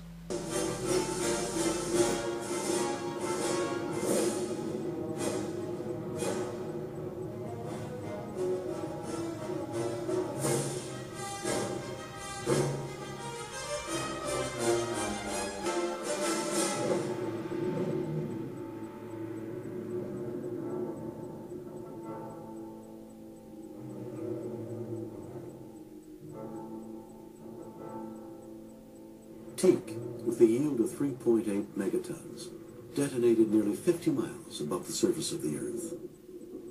The detonation created a violent magnetic disturbance in the atmosphere known as EMP, or electromagnetic pulse.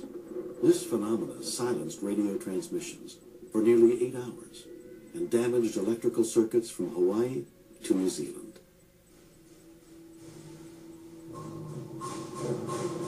Immediately following shots Teak and Orange in the Pacific, the United States conducted Operation Argus, 3 1-kiloton missile-borne tests in the South Atlantic. The objective of the Argus experiment was to take a close look at the phenomena associated with the trapping in the Earth's magnetic field of relativistic electrons produced by nuclear detonations at very high altitudes. It was necessary to learn the governing parameters of these phenomena so we can make reliable estimates of their military importance. There seemed to be a good possibility that they were very important, and for that reason, there was a pressure on this entire operation to secure quick results. A fleet consisting of 9 ships headed out for the South Atlantic. It is here that the Earth's magnetic field dips to its lowest point in what is known as the South Atlantic anomaly. 3 X-17A missiles are launched from the deck of the USS Norton Sound.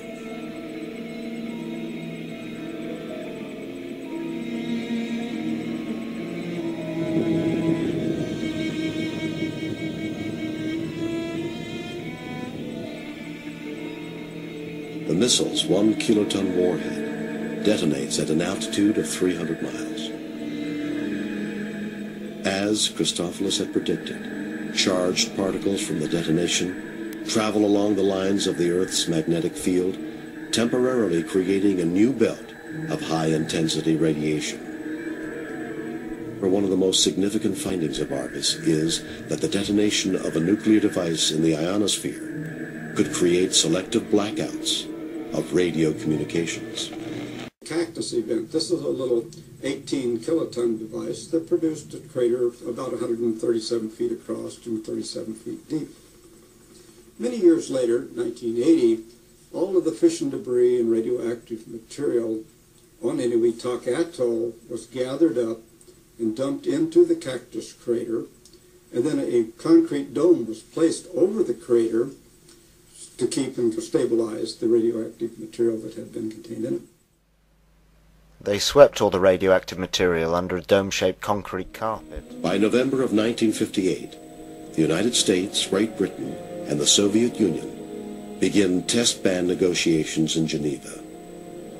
With the exception of 3 French tests in the Sahara, the world is spared the rumble of atomic blasts for the next 34 months.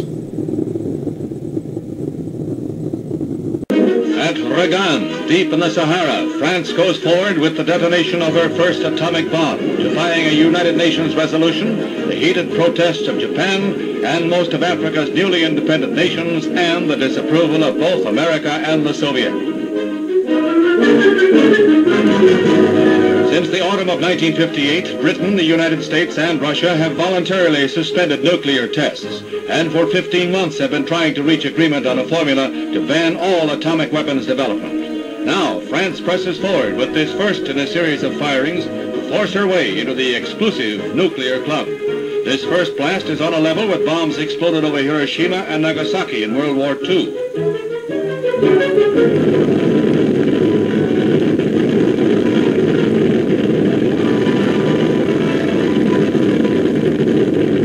The 250th nuclear weapon explosion in history carries France a step further towards General de Gaulle's dream of national glory restored.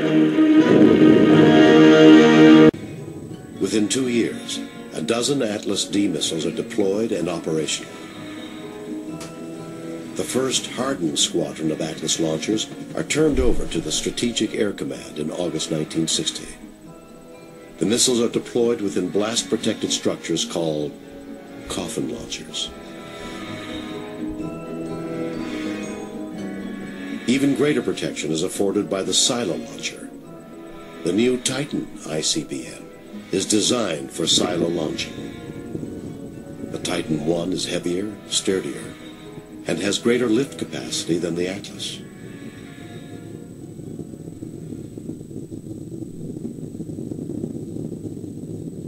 While the early models of the Titan I are armed with a 3.8 megaton warhead, the Titan II would become the largest ICBM the United States would ever deploy.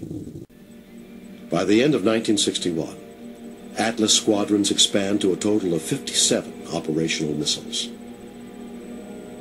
Uncertainty over the potential glut of Soviet ICBMs presses upon military planners. The R-9 and R-16 are competing designs for the Soviet response to the Titan I, each with a range of 6,000 miles. An inherent deficiency, shared by both the U.S. and Soviet ICBMs, is their use of non-storable liquid fuel. Liquid fuel missiles require hazardous and time-consuming fueling procedures prior to launch. The greatest disadvantage of these missiles is response time. With the early warning for ICBMs coming over the pole at 15 minutes, rapid response is critical. Solid fuel missiles, however, can be launched on command. Advances in solid fuel propulsion lead to the contract for the Minuteman, the world's first solid fuel ICBM.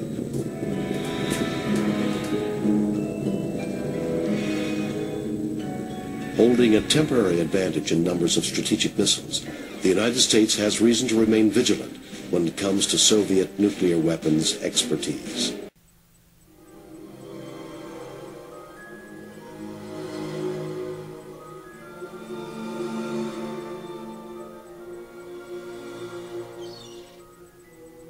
For 2 years, an uneasy moratorium on weapon testing continued between the United States and the Soviet Union. Secretly, the Soviets began designing new weapons of mass destruction, including a 57 megaton hydrogen bomb, the largest nuclear weapon ever built.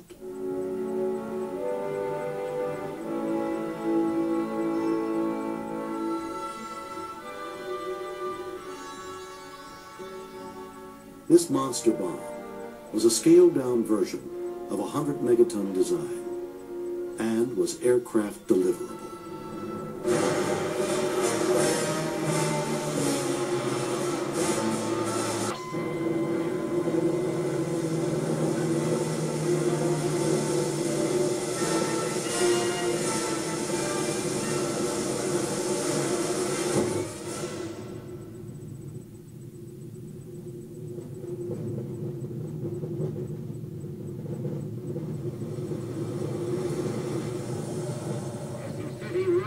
Russians had shattered the voluntary moratorium. The United States would soon follow suit with an extensive series of weapon tests for massive retaliation. concern arises that the U.S. is falling behind in nuclear weapons development. The next month, the Soviets conduct several high-altitude tests. The results permit them to develop data similar to that of the Teak and Argus series.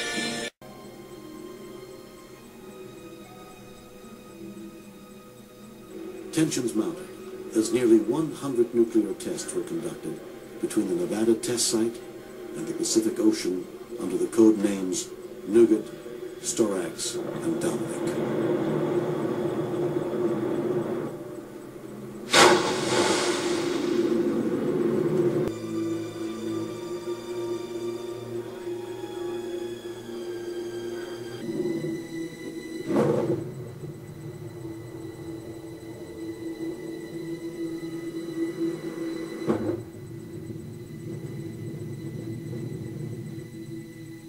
Operations resumed at Johnston Island and Christmas Island during Operation Dominic. The United States negotiated the use of Christmas Island from the British, who had used the island to conduct their own thermonuclear tests. Multi-megaton nuclear weapons were loaded aboard B-52 strategic bomber aircraft, delivered from Hawaii, and airdropped off the south end of Christmas Island.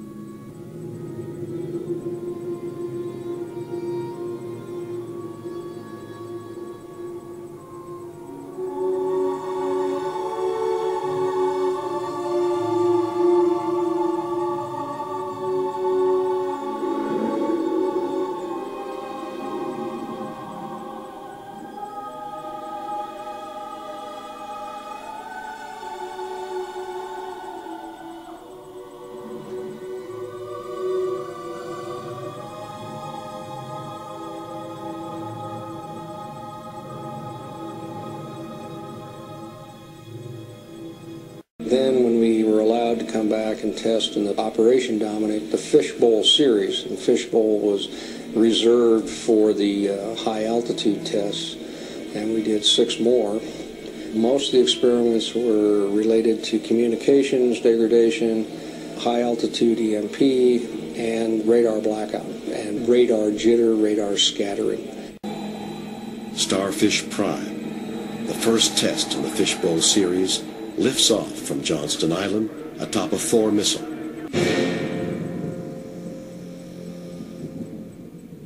Reaching an altitude over 5 times higher than Teak in 1958, the Starfish Fireball enters the Van Allen belt, igniting a violent auroral display.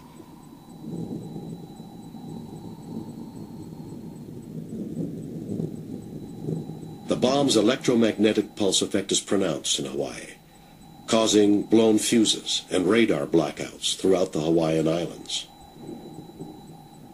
A shower of highly charged radiation spreads rapidly into the regions of near space frequently traveled by Earth's artificial satellites.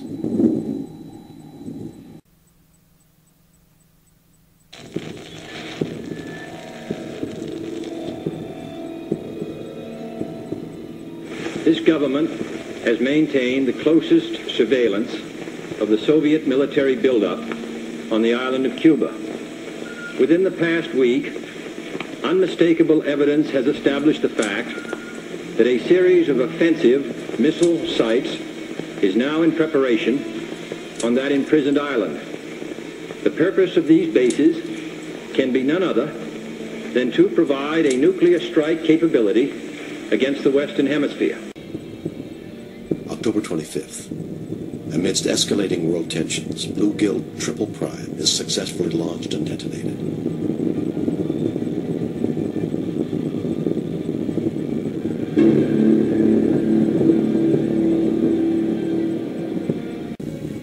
the 28th, at the height of the crisis, the Soviets conduct a high-altitude nuclear test requiring the launching of 3 ballistic missiles. November 1st, White House struggles to verify that Soviet missiles in Cuba have in fact been disabled. Despite this destabilizing factor, both the U.S. and the Soviets conduct high-altitude nuclear tests on the same day. 5, 4, 3, 2, 1, 0.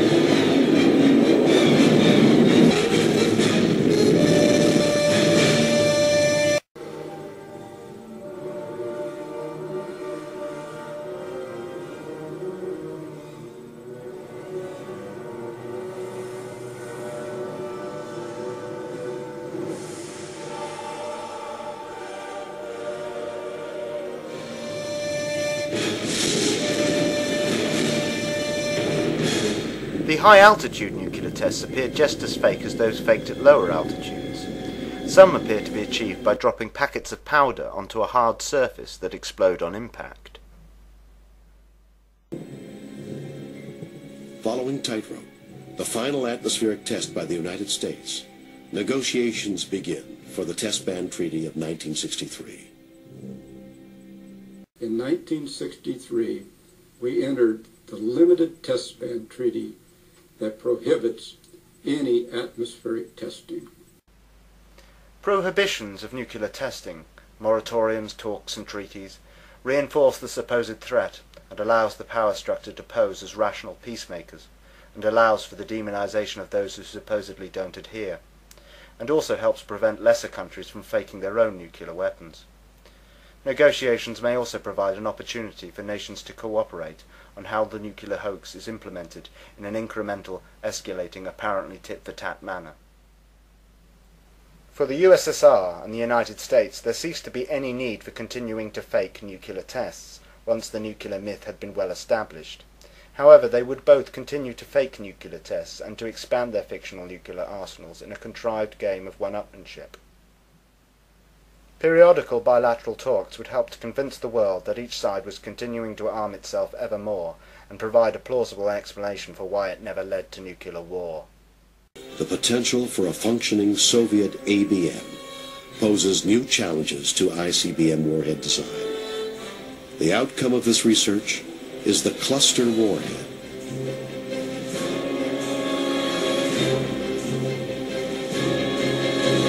Whilst the arguments over ABMs continued, American scientists were preparing a countermeasure: multiple, independently targeted re-entry vehicles, MIRVs for short.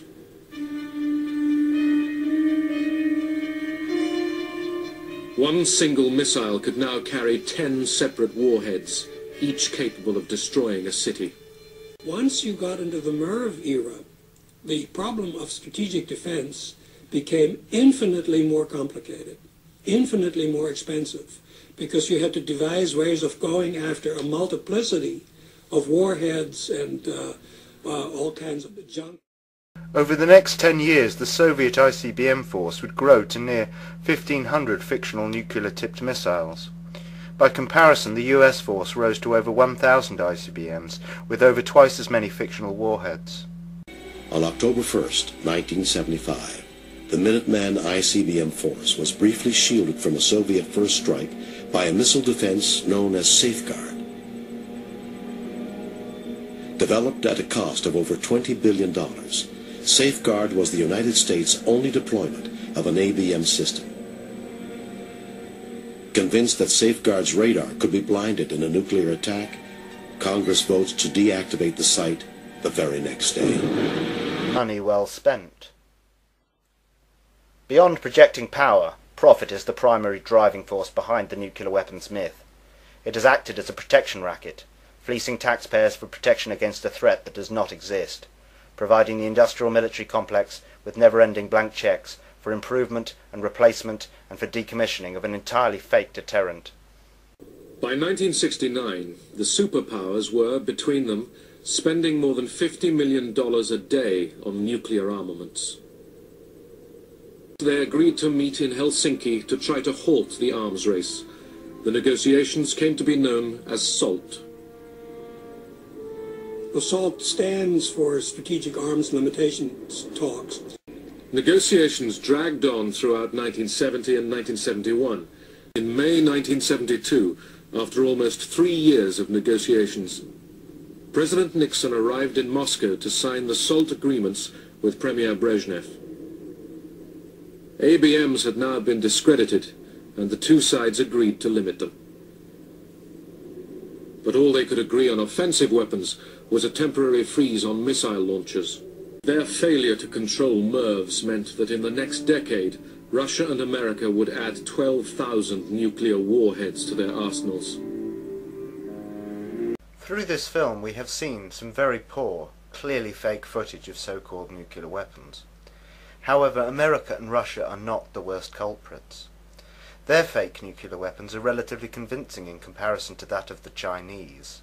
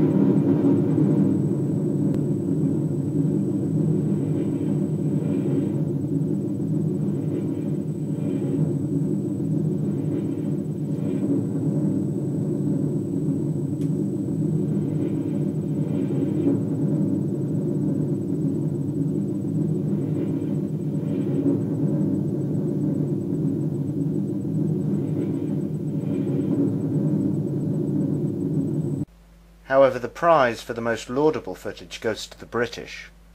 All the tests were airbursts. This meant that the bombs were exploded at 8,000 feet.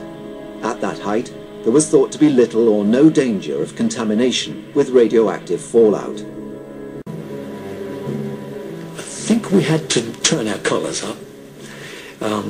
We were told to cover our eyes. Minus 40 seconds, close eyes, close eyes. We were to put our heads down on our chest, cover our eyes with our hands. Some of us even used the berries and caps to cover them. Minus 30. On the loudspeakers we heard the run-up to the drop. The controller then did a countdown. 7, 6, 5, 4, 3, 2. And then at 0 we felt this almighty heat. Like somebody passing a 5-bar electric fire very close to your back and then moving it away.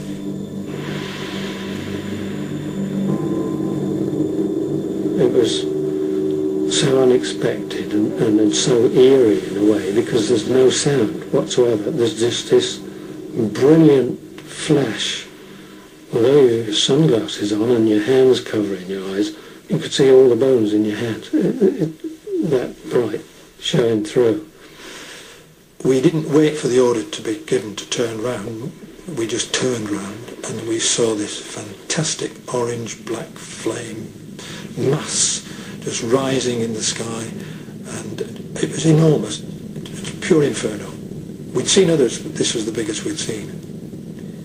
It was almost beautiful. In fact, I think it would be described as being beautiful. And it rose very rapidly in the air. We were about 20 miles away, I think, and we got a really magnificent view of this thing. Unfortunately, the gurus forgot to admit or tell us about the blast.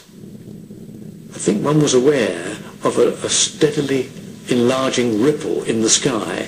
This must have been something to do with the blast, but of course it didn't ever occur to us that this is what it was until afterwards.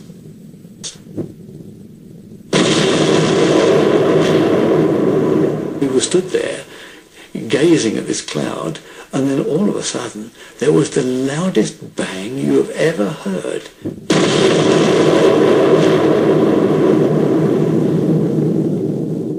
And then there was a sort of stunned silence. Gosh, that was loud type of thing.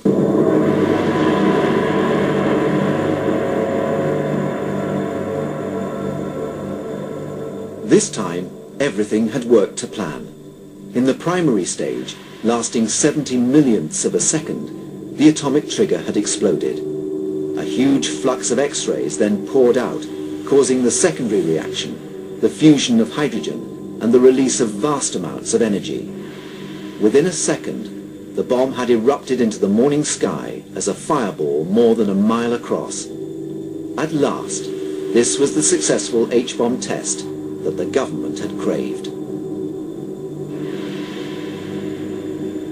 On the 18th of May 1974, the Indians faked their first nuclear bomb. It was an underground test and could easily be achieved using large amounts of regular explosives.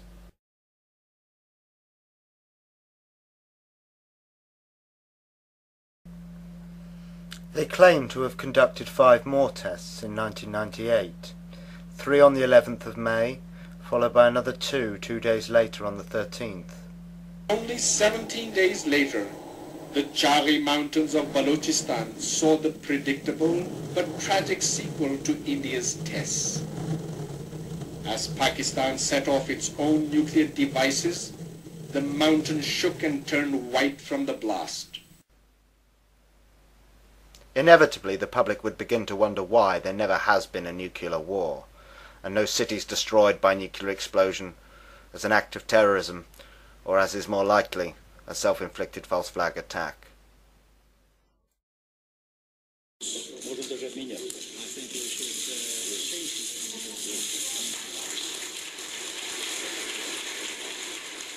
Ronald Reagan and Mikhail Gorbachev signed a far-reaching agreement. For the first time, an entire category of nuclear weapons was to be abolished.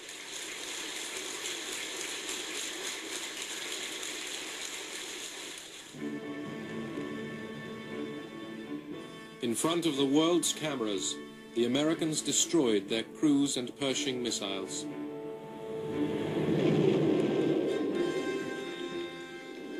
The Soviets dismantled their SS-20s. In another milestone in reducing Cold War tension, inspection teams from both sides supervised the destruction.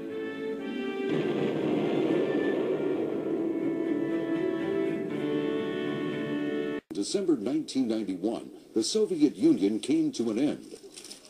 And in that year, the so-called Cold War between Moscow and Washington that began at the end of World War II underwent a historic transformation with the START Treaty.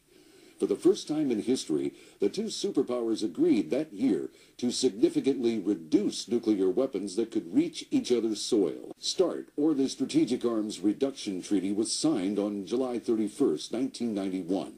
Under its terms, both nations agreed to each have no more than 6,000 deployed nuclear warheads and only 1,600 delivery vehicles.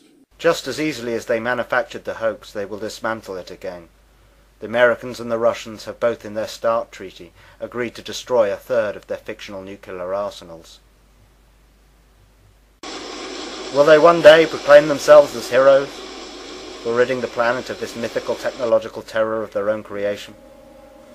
Will they replace the nuke myth with space-based weapons, and like gods control the world with extreme weather and earthquakes, or at least pretend to? Or will one day the population of the world shed the illusion of fear which until now has controlled them?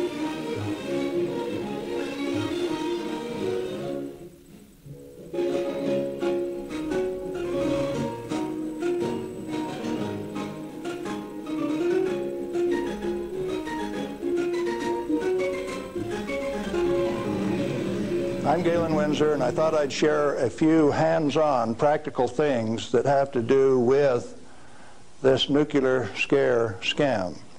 Now, you've heard that gamma energy, the kind of energy that comes off a rock like this, is the most penetrating, most damaging of all radiation.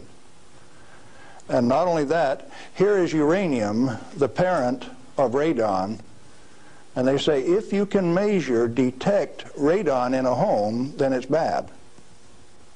If you exceed the EPA's limit, it's reason to run you out of your home. Spend $13,000 like they did with Stanley Watrous' house in Pennsylvania the other day to get rid of the radon, to ventilate it out through. Ridiculous. Let's take them one at a time. This is a rock that I picked up in Natarita, Colorado. 16 weight % uranium. High-grade uranium. Hot. I read a thing the other day that says they had high-grade uranium, and lo and behold, it's too hot to transport, so they had to bury it on site. Oh, wonderful. Let's talk a little bit about radiation. If we can, yeah, are we picking up? If you put the probe right there, the meter goes off scale, and you can hear it, all right? Hot. Radiation, gamma radiation is the most penetrating of all radiation. Oh, is it? All it's got between the rock and the probe is my hand. Doesn't count so pretty much, does it? What if I put the rock behind me?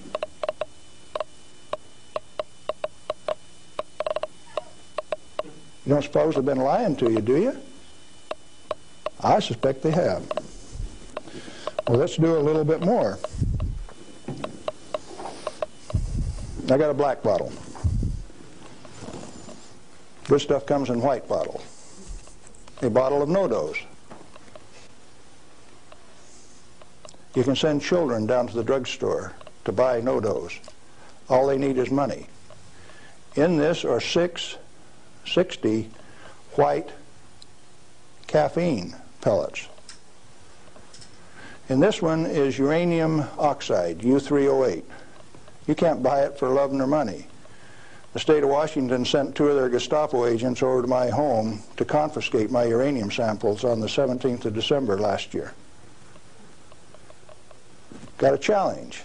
I'd like to have somebody in the room volunteer to take all of this bottle or all of this bottle. The only thing that I'll tell you is that one of them won't hurt you and the other one will kill you. Do you want the white stuff or the black stuff? White stuff? You do. There's enough in there to kill 4 men your size. The government says we got to ban this material. It's radioactive. Let's check it in the bottom of the bottle. Not very radioactive. Let's take the cap off. Oh goodness, very radioactive. This instrument will only count gamma, energy. It's just energy. Light's coming from those lights, only you're getting lots of infrared from the lights as well as ultraviolet. Energy response, and it's very carefully damped to only discriminated so it only gets the energy that comes from this. I don't want it to respond to a light, just to this. Cost me $1,000 to get an instrument that'll just respond to this and not to that. This is radioactive by any definition. Radioactive material giving off radiation that is read by an instrument like this. The daughter of this, radon, cannot be read on this instrument because it gives off alpha particles. An alpha particle is a dye-positive particle that comes from the nucleus. It has 2 protons and 2 neutrons, therefore an atomic weight of 4, and it's minus 2 electrons. And if you grab it with a high ionization potential counter, it'll count. But if it travels 2 inches in air or through a piece of paper, it picks up 2 electrons, 2 beta particles, if you will, and becomes helium gas, and it won't count on an ionization chamber. Did you know that this thing right here is giving off helium gas? Alpha comes from uranium. Okay, radioactive material. You pour it out in the hand, and that's radioactive contamination. Is it radioactive? Yeah, it is. Very radioactive. Now, decontamination is nothing but scooping it back up and putting it into the bottle. I just now decontaminated my hand. No, I didn't do such a good job. Not good at all. Is it still radioactive? Yeah, that's called residual radioactivity. Now, under the decontamination rules of the government, when you decontaminate somebody like this that's that contaminated, and this is certainly a reportable incident under current DOE regulations, when you decontaminate him, it has to go down a controlled drain so that you don't disperse radioactivity. Do I qualify as a controlled drain?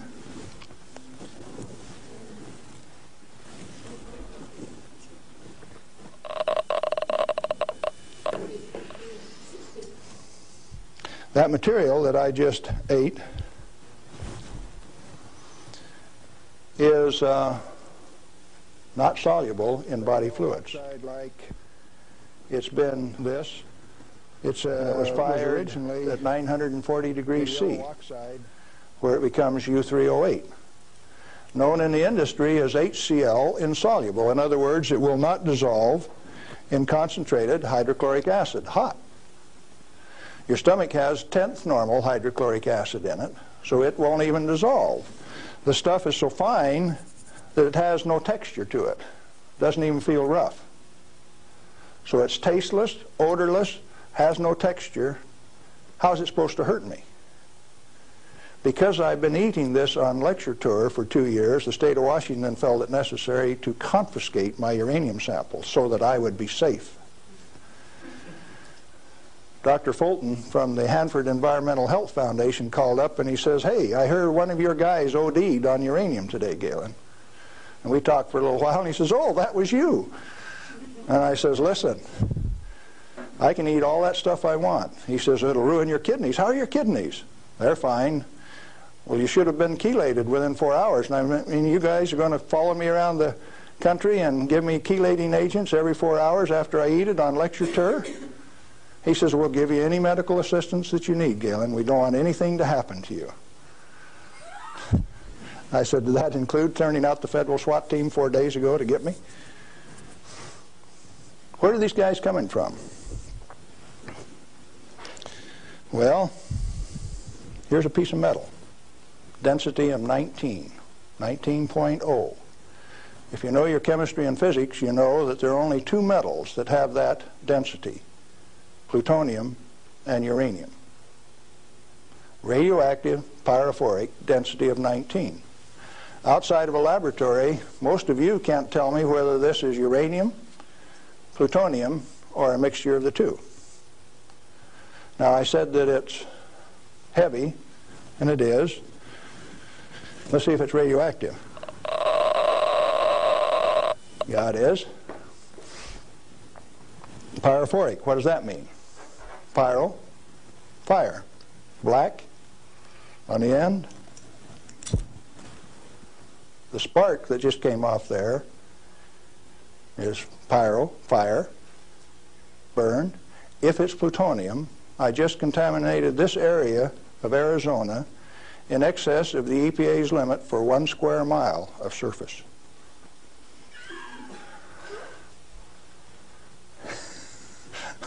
Somebody laughed. It's serious. The end of progress altogether says that I just contaminated you in excess of the limit for 1 square mile. It's now silver on the end. Tomorrow it'll be black because it self-oxidizes, this black color like this, all by itself. Plutonium does that and uranium does that. Is it hazardous? Yeah, it is, because they take depleted uranium metal and make it into 50 caliber bullets, fire them from shoulder-held weapons. In 1976, they obsoleted tank warfare with these things because it only takes one dog face with one weapon to knock out a 65-ton tank. It'll go through 3 inches of armor plate, and when it comes out the other side, it's that white hot spark that we just made. And the 5 men in that tank are dead because it'll burn all of the oxygen out of the air and burn their flesh. 1976, they obsoleted tank warfare, and you never even knew that. They make 10,000 of those bullets every day in the United States. We got enough in arsenal to sink all of Russia's tanks, and our boys in the Defense Department don't even talk about it. Yeah, it's hazardous to your health. Reminds me, lead is hazardous to your health too, isn't it? Particularly if it's in a 45 slug like this and it hits you right here going about 2,600 feet per second. It's not the material, it's the impact from the velocity. Let's be very specific in the words that we use. This particular chunk of lead came out of a human body. My son, who's a deputy sheriff, thought maybe I could use it on tour. That's called dying of lead poisoning. Anything less is a figment of the imagination because it's not soluble in body fluid either.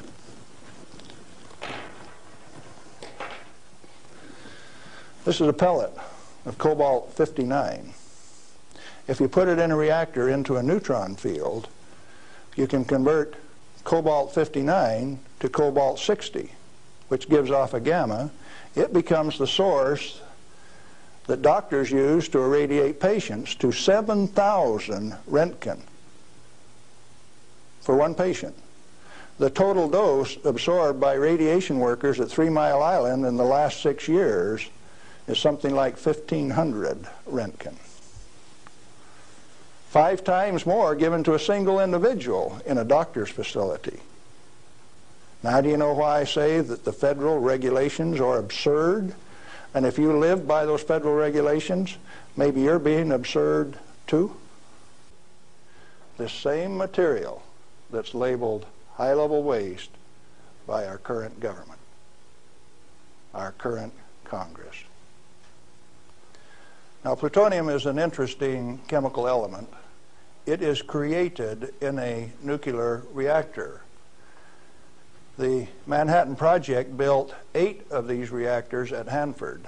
The first one took 12 months from sagebrush to nuclear steam to build, and it had never been done in that size before. How could they do that? Why did they do it? To create this element called plutonium. Plutonium has been assessed as being the most hazardous material on Earth. Now, from the standpoint that you can make an atomic weapon out of it, yes, it is quite hazardous, because a piece of it that big, 2.5 kilograms, that's only 5 pounds,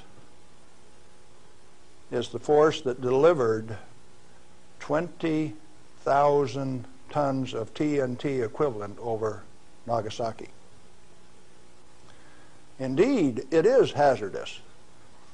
The one over Hiroshima that had fully enriched U-235 in it was 5 times as big. So plutonium is more dangerous than U-235, is it not? By a factor of 5. It takes 5 times as much U-235 as it does plutonium. Therefore, it is the most hazardous thing. Enter the great pretenders. They said that 5 grams of plutonium, properly distributed over the face of the Earth, would kill everybody on Earth. Now, if you can only get one 20-kiloton weapon to go on 2,500 grams, how's 5 grams going to kill everybody on Earth? Early on, I had a fear that said, if there is this much fissile material, that can undergo a chain reaction, we called it in the beginning, then if you set a match to it, all the fissile material in the world is just going to keep right on going.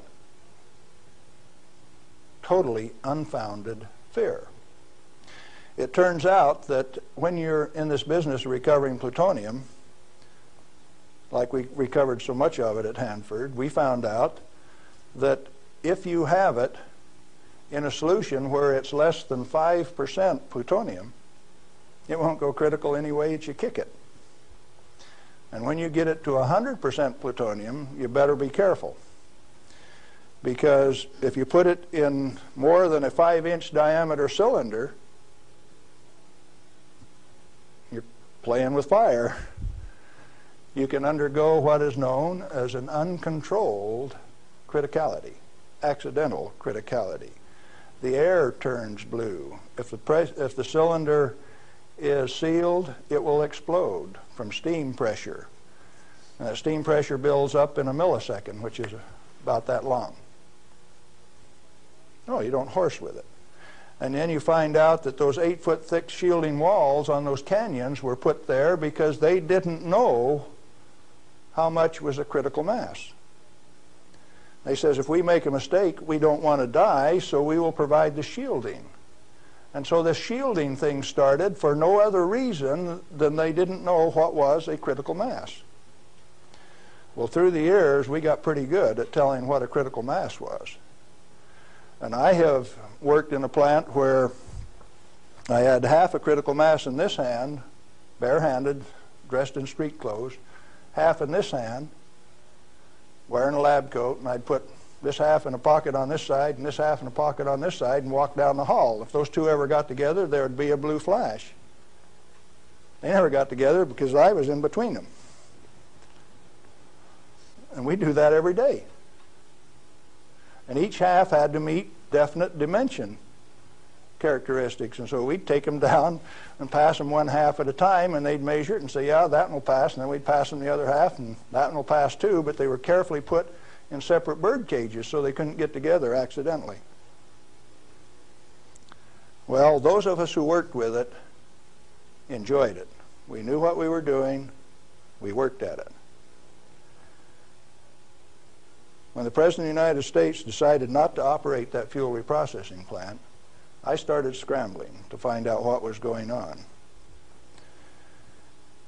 Many things had been done in the name of health and safety. Don't get burned. You got to have a safety record. You have to be safer than anybody else. We were already safer than anybody in the whole world. Well, you can't afford to get burned with this. You've got to enforce the limits. You've got to keep it. And I says, hey, that's not what the ball game is at all. I'll bet you the ball game is something else. And in 1982, when the Congress passed the Nuclear Waste Policy Act of 1982, a guy by the name of Mo Udall, I don't know whether you people in Arizona have ever heard of him or not, authored that bill. It's called the High-Level Waste Disposal Act of 1982. The material he called waste is the reusable uranium fuel that I had been working on for 32 years. Needless to say, Mo Udall and I do not agree on whether that material is waste or not. The name of the game then is who owns the plutonium and how much is it worth? The government says bury it 3,000 feet deep in basalt, and we'll hold a contest among the states to see who gets to bury it. Oh? Why do you want to bury it? Did you ask the owners? Who is the owner of the plutonium? May I submit that it's most likely the nuclear power ratepayer. He is paid for the mining, the fabrication of the parent uranium, power generation, and is being charged in advance for its burial. If you're paying for it, to whom does it belong? How much is it worth? In inflated dollars, a ton of reusable uranium fuel contains useful metal isotopes worth upwards of $10 million a ton. Mo Udall says it's high-level waste.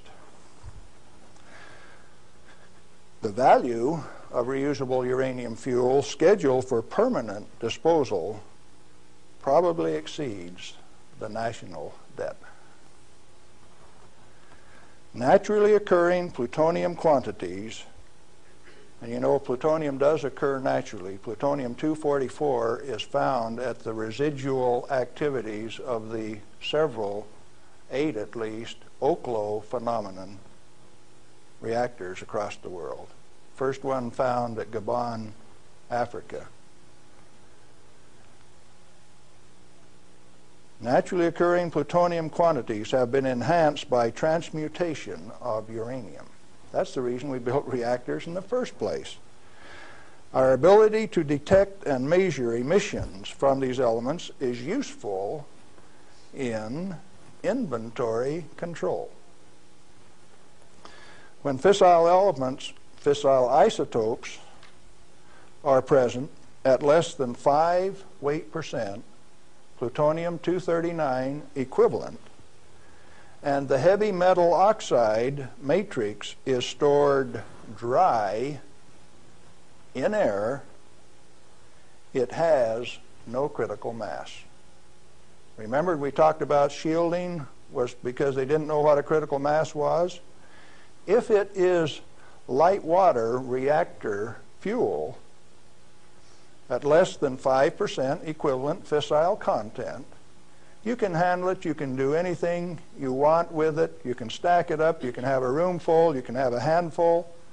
As long as you keep it dry, it will not sustain a chain reaction. What then is all this falderall about a little bit, 5 grams will kill everybody in the world? They don't know what they're talking about. And when they say that, they're thumbing their nose at measurement experts like Galen Winsor. I am insulted when they say those things and get away with it, because it has no bearing on the truth. It cannot be mishandled. It will not expose any person to an unshielded nuclear reaction. In other words, no controls are necessary except to prevent the pilferage of the inventory. Have you got that one? Let it register. Do you need governmental rules and regulations and instructions? No way. Then why do we have all of those rules? Inventory control practices capitalized on the fear of undereducated masses who work in the industry. I didn't say anything about ordinary people now. I'm talking about the people who have worked in the industry and those who cast stones from without. The Ralph Naders, the Jane Fondas.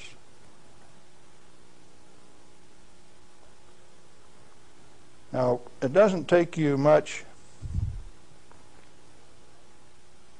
thinking to find out that maybe the industry is the source of the problem.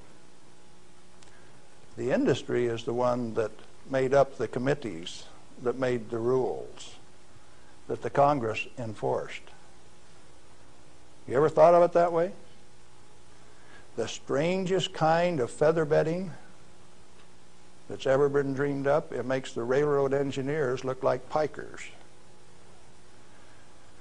The only amounts of fissile process materials that are of health concern to the handlers are those that can accidentally cause an unshielded nuclear chain reaction, or that will cause erythema from the shortest wavelength, highest frequency, and therefore the most easily shielded ultraviolet light emissions of the electromagnetic spectrum. Big words. Let's see what they mean. The emissions from uranium, plutonium, cesium, all of those things are only important if you assemble an amount that if you get this amount and this amount together, it can go critical. You can get a blue flash and therefore get burned. And that's happened 34 times in the business, and 8 men have died as a result of that. Accidental criticality. Documented in Los Alamos document 3611, if you want to check the source. Or if you've got enough of it together that it's giving off ultraviolet light of this particular wavelength and frequency without any intervening shielding, enough to burn you, sunburn you, erythema, reddening of the skin. If it's less than that, if the effect is less than that, then what is the problem? Excessive government regulation. That's what's the problem. Why then are we still playing this game that any amount of this material is of hazard? Reusable uranium fuel, which has been isotopically enhanced in power-producing reactors, is a valuable national resource, not a high-level waste. The utility operators recognize the future worth of this commodity. Mo Udall, in that Nuclear Waste Policy Act of 1982, imposed a tribute of $1 per kilowatt hour, $1 per megawatt hour on all electricity produced in a nuclear plant, so that they can research and develop methods to throw it away.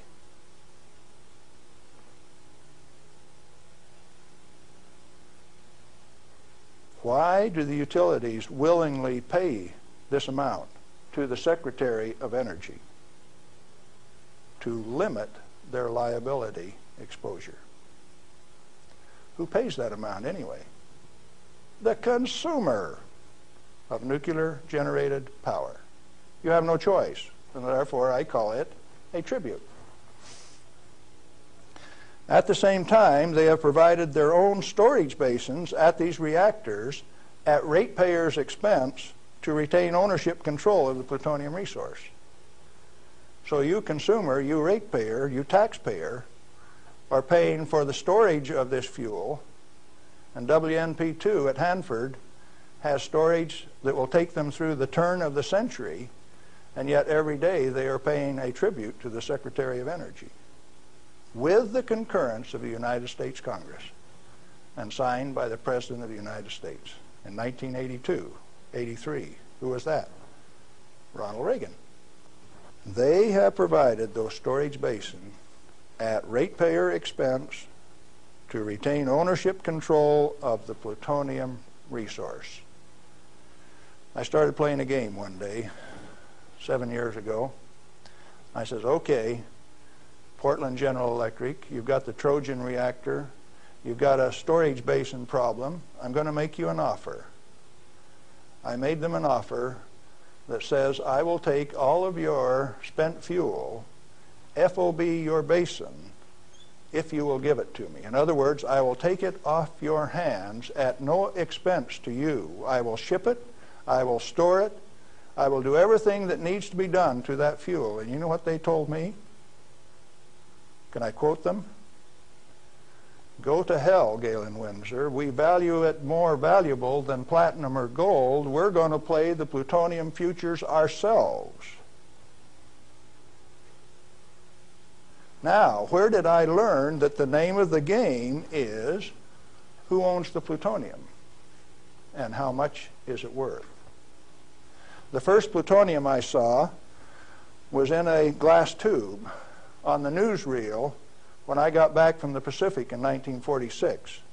And that they had in a glass test tube, they said, was worth $500,000. Certainly they had less than 5 grams of plutonium in that tube. That's pretty expensive stuff. And so for the show, they put a pot underneath it in case they dropped it. They said, we don't want to have to pick it up out of the rug.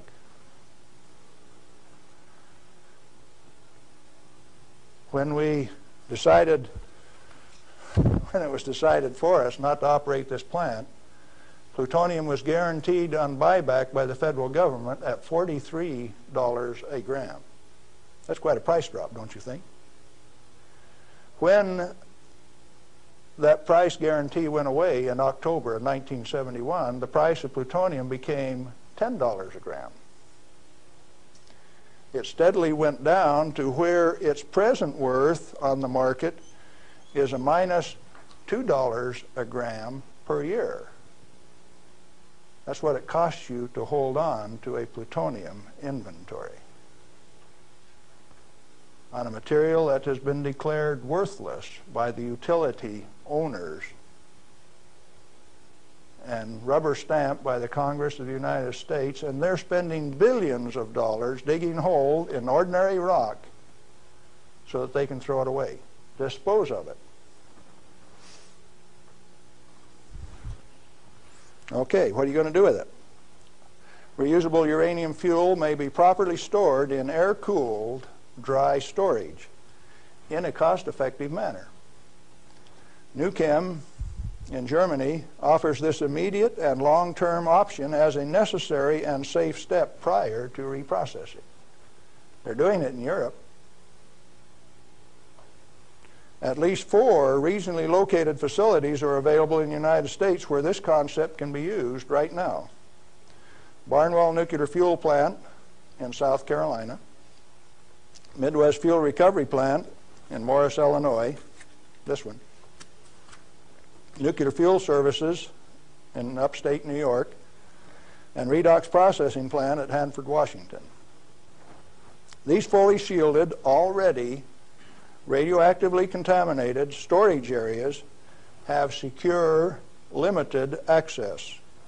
All have been operated under processing conditions of 10 CFR 50, and the MFRP has a 10 CFR 70 storage license, the only licensed storage facility away from a reactor in the United States.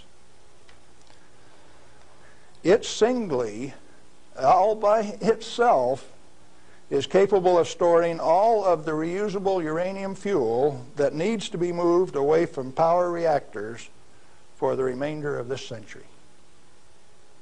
We had that storage designed in 1975. Had the approval of the design. Why then are you spending money over here in New Mexico on the waste isolation project? Why are you spending money at Hanford at the basalt waste isolation project? Why are you spending money at Beatty, Nevada for storage when I can already store it in this building that's already built? I just named you 3 others that can do the job all by themselves too, and I know where there's 14 more buildings that can do it. What are we going to do? Redox and other excess facilities at Hanford are capable of dry storing all commercial REF until plutonium recycle, at least through 5% enrichment, is reestablished, or until the 22nd century, whichever comes first. RUF can be cost-effectively stored in existing facilities. Where does Mo Udall came off then, saying that you cannot use this plant for its intended purpose unless it is owned by the United States government. He has said that. The waste isolation projects are politically mandated wasting of national energy and construction resources. Plutonium proliferation by diversion of stored reusable uranium fuel is of minor importance compared to global availability of fully enriched uranium by laser isotopic separation. Let me explain that last thing that I said. Jimmy Carter said you can't ship plutonium to India, but in the same paragraph said you may ship them fully enriched uranium. Oh, Jimmy Carter, that peanut brain, what did he just say? He says that when the Israelis took out the reactor in Iraq, they had fully enriched uranium from France, and they says those rascals, those Iraqis, are going to take that fully enriched uranium, put it in that reactor, irradiate it to plutonium, and therefore have to recover the plutonium in a plant like this, and we stopped them. when the fully enriched uranium makes a better weapon than the plutonium in the first place. Now, when the President of the United States says things like that, and when the press gives it credibility, I get insulted. And right after I get insulted, I get angry. And I've been angry for quite a while now. And finally, one day, I said, my own personal security is not important. I think I'll go tell this tale.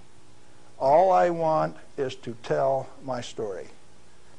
The commodity that I communicate is called truth. And so then I ask you a question, a very brief, pointed question. Who owns the plutonium, and how much is it worth? And then I'm going to attach on to that a question I want you to think about till we talk again. If you haven't been burned by this particular source of radiation, what is your problem? You obviously have one. Otherwise, you would join with me in telling the truth about this particular commodity. And so, yes, I'm recruiting helpers. What happened to the guys who taught me the business? Thousands of them. The hands-on business. Where are they? They're still there. Why don't they talk? Who are the they that say this is the way the business is going to be run, whether it makes sense or not?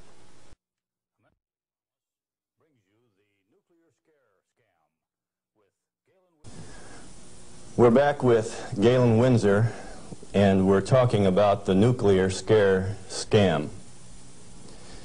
Galen, it seems to me that from what I've heard you say that the scaring of the people is better than a lock and key to keep this stuff out of the hands of those who might be interested in investigating and keeping this valuable material hidden for just an elite few.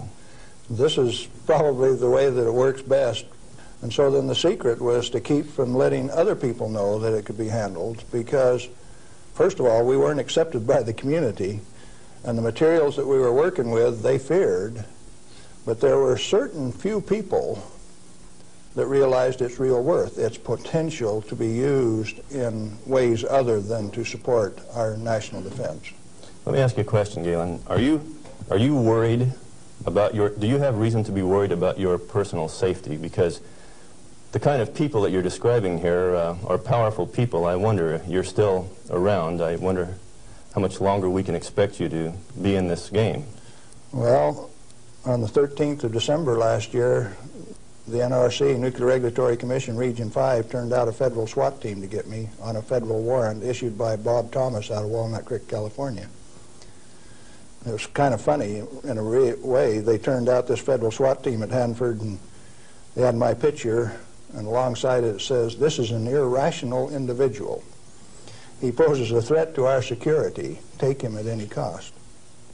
Now, the reason that I'm still here only has one logical conclusion. I have lots of help. Well,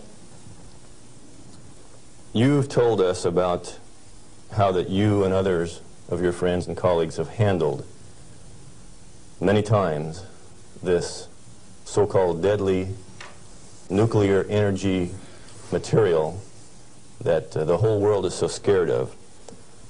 Why weren't you afraid of it? Because we did silly things like recover some of the undissolved fuel elements out of the redox dissolver that burned a hole in it. And we went in and sampled these things by remote process. We got it out into our hands and found out that we could walk around the lab with them barehanded and they wouldn't hurt us. And we were standing there in the lab tossing them back and forth. Uranium metal that wouldn't dissolve in the boiling nitric acid. Well, if you find out that you can play with it, and it was only 90 days since that thing came out of the reactor, and it doesn't burn you, why should you be afraid of it? So in other words, you're telling me that you learned to not be afraid of it because of practical use and application and hands-on experience. Hands-on. We might even been playing games. Okay, you say that you swam in this water that was straight from spent fuel used to cool that fuel, and you swam in it. Yep. You told me earlier that you went a little bit beyond that. Would you share a little bit of that story? Well, swimming in it didn't have the desired effect. So I decided I had to be more direct with these people that were giving me trouble. They were kind of hard to teach, so I went to drinking a glass of it a day. I had the bottle of it. Last time I went swimming, I filled this 2-liter bottle with water and washed it off on the outside in the shower when I washed me off on the outside so that we didn't tattletale. You know, radioactive material is just a trace or a tattletale. So you got to get it off so they won't know that you've been swimming in the pool and drinking the water. So I took this bottle in and set it on my desk. And who would suspect that the manager of safety and analytical service had a bottle of spent fuel pool water sitting on his desk, and he drank a glass of it every day. And this was unheard of. Nobody ever did that crazy stunt before. How has that affected you, Galen? Well, as near as I can tell, it made me about 6'4" in my cowboy boots, 210 pounds, and really quite a nice fellow. All right. What then happened as a result of your doing this strange experiment on your desk with this water? What was the result? Can corporations have a heart attack? I think General Electric had one, because after they ran me through a whole body gamma scan in December of 1974, by the time I got out, because I had a plutonium lung burden and it took 45 minutes to an hour to count that, everybody on site knew that the manager of safety had been swimming and drinking in the swimming pool, the spent fuel storage pool. Had cesium-137 at a ferociously high level. It even exceeded the NRC's limit. And I'd been drinking it. They knew the fat was in the fire. Now, where do we go from here? Well, first of all, I got a poison pen letter from the people in San Jose. They says, "Thou shalt not do those things. They'll find out that the inventory can be stolen." Well, that didn't sit very well with this cowboy, because nobody tells me what to do, particularly when what I do is right and hasn't harmed me. Who are they to tell me what I want to do? It just didn't sit very well. I was going to do something about that. What was your motive in this? Correct information. As an expert in the measuring system, why, it was very obvious that I knew the parameters of inventory control, the disintegration rate of each of these isotopes, how to measure them. That's how we regulated our inventory. And to have these rascals come along and start playing games with the information that I was very expert in, that I had designed the analytical system for this plant around, disturbed me a little bit. No, it made me fighting mad, and I got angry. And I have to admit, in retrospect, that for the next 5-6 years, I was more than angry. I was hard to live with. Just ask my wife. Well, in your estimation, then, how dangerous is a nuclear reactor plant? A nuclear reactor plant is just a way to boil water that's the cleanest, neatest, most economical way to boil water that you've ever seen. And so, in my estimation, nuclear reactors ought to be insured under the same insurance policy as any other steam boiler plant, power generating plant. And to have special consideration under the Price-Anderson Act means that the insurance industry has already paid off the Congress so that they can have a ripoff, charging ever in higher and higher insurance premiums, total coverage much, much greater for a non-existent risk. What a racket. Can a nuclear plant explode? Only like any other steam plant. Like Laughlin, Nevada had a steam explosion. It's a coal-fired plant, but 6 men were killed there last year. That could happen at a nuclear plant, but as far as an atomic explosion, good heavens, no. No way. What kind of accidents can actually happen at a nuclear reactor generator plant? You could lose your moderator and the reactor would shut down, the control rods would stick in and you wouldn't be able to start it up. You might do several things that would invalidate some of the safety controls. For instance, an emergency core cooling system. The only reason they put ECCS on a reactor is to destroy it. When you start these big babies up, because they're so big, you only warm them up 50 degrees an hour. And they say, we got an emergency, throw the emergency core cooling system on like they did at 3 Mile Island 2, and you're going to thermally shock that big machine and ruin it so it can never be used again. Let's talk about 3 Mile Island. What really happened there? We've heard all kinds of stories about meltdown, and they made movies on it that this meltdown could melt right through the earth, clear through to China, and we've seen a lot of scare stories. What really happened at 3 Mile Island? Do you know what really happened there? Yes, I do. I followed that one very closely. In fact, I know the guys personally who wrote the script for China Syndrome and also wrote the script for the 3 Mile Island fiasco. Dale Breidenbaugh, Dick Hubbard, and Greg Miner, who used to work with me at General Electric, are the MBH associates that wrote that China Syndrome script. And not only that, remember that was the time China Syndrome came out, Jane Fonda starring. 14 months ahead of the TMI-2 accident, it was predicted in writing in New York State that that accident would happen 1 year from the date that that 3 Mile Island 2 reactor started up.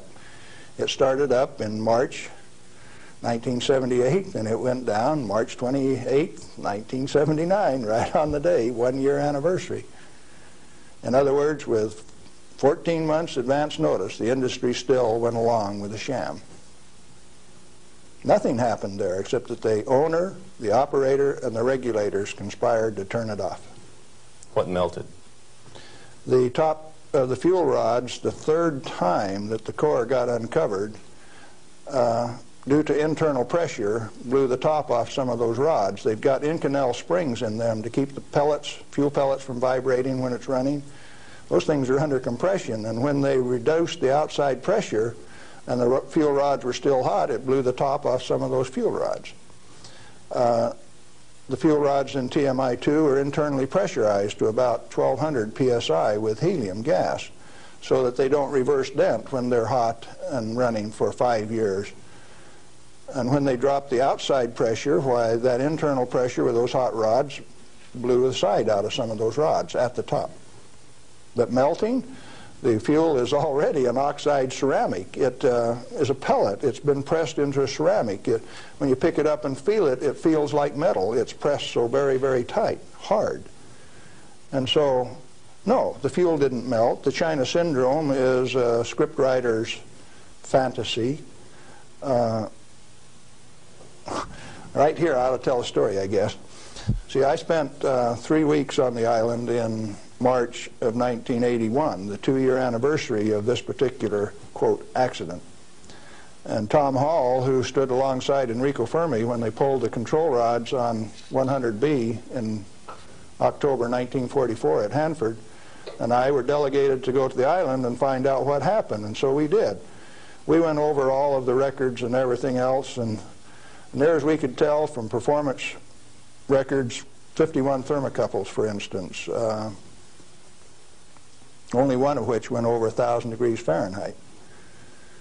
The center line temperature of those rods when they're running is 4,032 degrees Fahrenheit. And so they say things like over 50% of the core was greater than 4,000 degrees. Yes, it was. If it wasn't running at 100% power. So they take that kind of information and bugger it all up so that you don't understand what's going on. They give you a little bit of it. Well, the worst joke that people could dream up, and they says, do you know what the NRC's worst nightmare is? No, I don't know what that is. Galen Windsor and Tom Hall in the TMI-2 control room for an hour by themselves. You know why people that know laugh? These crazy guys from Hanford would have started that baby up and showed that it would run. We'd have started it up, and they were afraid of us. So there was no accident at 3 Mile Island? No, they did it on purpose. Shut her down. Very interesting. Can nuclear radiation cause mutation in people and animals? If a cell gets too much radiation, it dies. And so if it is a sperm or an ovocyte, why, they die. They don't reproduce, and there are no mutations. I think the good Lord built that safety factor in. So you're saying that mutation in future generations is an unfounded fear? Yes, and the studies of the people at Hiroshima and Nagasaki have borne that out. Those people do not have that. Now, they showed the immediate effects of too much radiation. The women who were pregnant showed, the embryo showed the effects of very similar to rubella, measles. Some deformity, certainly, from that radiation insult. But that's not the kind of mutation that's going to go on to the next generation. Galen, what and where are these burial sites, and what's in them for this so-called nuclear waste? I've been hearing stories about stainless steel containers buried in concrete under the ocean, boiling for over 2,000 years. That sounds like a real story. Let me start out by saying there are no nuclear waste, only materials created in a reactor to be recovered and used beneficially. Now, high-level waste is radioactive and self-heating. And so fuel, reusable uranium fuel, fits that definition. But if you disregard its intrinsic worth, why then, yeah, it would fit the definition of high-level waste. But let's say there isn't any high-level waste, only material to be recovered and used beneficially. Then what's the low-level waste fiasco? That's an excuse for a federally mandated, non-inspectable disposal system so that organized crime can get rid of any evidence that they want, and it can never be dug up again. They're afraid to look in there. Not afraid. They don't want you to. They've got rules on the transport so that if you have an accident with a low-level radioactive waste shipment, why, you call out all of the state police and you make sure that nobody looks at it, that nobody gets exposed, that there's no spreading of the contaminated material. And it's also that you don't find out whose body's in that drum. The situation got so bad that the smell of human flesh was so great that they made it so that you could ship animal biological waste in refrigerated vans so that it wouldn't stink up before you got it buried. What is then in these low-level or high-level or whatever containers under the ocean? Nothing. But if you see, they were one time dropping barrels of radioactive waste off barges in the ocean. Do you know what was in them? Not high-level self-heating radioactive waste. Probably had a few bodies and a few guns and a few knives and a few evidences in them too. If you drop them in the ocean, they are truly disposed of. So you know there's an international trade in that right now? You can't do it in the United States, so they transship it across the ocean to South Africa and they can bury it offshore. So what is in those drums? Well, that's what you're telling me then, that I needn't worry about boiling drums under the ocean for 2,000 years. No, no way. Thank you. I'm glad to know that. Well, one more question, Galen. What do you feel like a good portion of these men in Congress know this already? I know they do. I went there 4 years ago and sat down with the Senate legal staff and told them my hour-and-a-half-long sad story, and Sam Bollinger, one of the lawyers, stood up and he says, "Galen, if I understand you right, why, you want us to have President Reagan snap his finger and make this thing come up straight." And I says, "Hey, Sam, terrific. Go ahead and do it." He didn't take that challenge.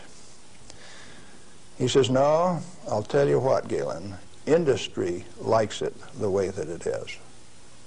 I said, "Sam, you really know how to hurt a guy." And he says, "Well, if we change it, what are we going to do for an encore?" Yeah, they're fully aware that this thing goes on as far up as the President of the United States. It's the way that industry wants it. The industry is its own problem then. So the question is then, what is the industry? What is the real story here? Is this an industry of nuclear energy? The industry has been ripping it off for years and years. In 1975, we knew that large nuclear reactors were dead, that large is not the way to go. The way to go is small, mass-produced nuclear reactors sitting right in the middle of town, one every 10 blocks, producing power. We haven't built a reactor right yet. It's time that we do it. Why haven't we? Because of a federal energy cartel. These guys control the amount of electricity, the availability, and the price. And they say, you do not have a choice. I have a choice. I'm going to take one of those decommissioned nuclear subs up in Puget Sound, refuel it, and generate my own electricity. Save the government $5 million because that's what they want to throw them away. I will use it for my own power purpose. Quinn Millian up in Omak, Washington, and I are moving on that, and if one of these days I hook one of them up to Pier 91 in Seattle, don't be surprised. Well, good luck. What I'm saying to you is that the federal regulations are absurd. The congressmen that put them into place ought to be fired. They ought to be sent home. The regulators, what do you do with them? Quit paying them. The taxpayer, the electorate, elects those people to go out and do a job. Why do you continue to pay them when they're teaching you baloney? When they're putting in regulations that don't make any sense? Cut it out. Quit paying them, fire them, send them home. The term I grew up with says can them. Is it easy? Apparently not. You haven't got the job done. Majority of the Congress is irresponsible, amoral, atheistic, irresponsible.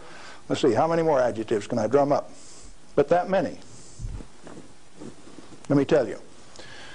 We as the people sent a bunch of rascals out to the energy store with a signed blank check.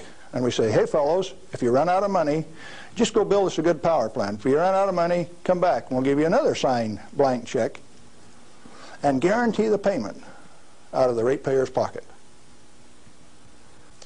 I found out that it doesn't hurt me. You need to find out that it doesn't hurt me or you. In fact, the only reason for the existence of these big transcontinent distribution lines would be if they could compete with a small mass-produced reactor sitting in your backyard. Why don't they want you to? Because they are the federal energy cartel. They like to set the price, the total availability, and whether you can hook onto it, and if you don't pay your bill, cut you off.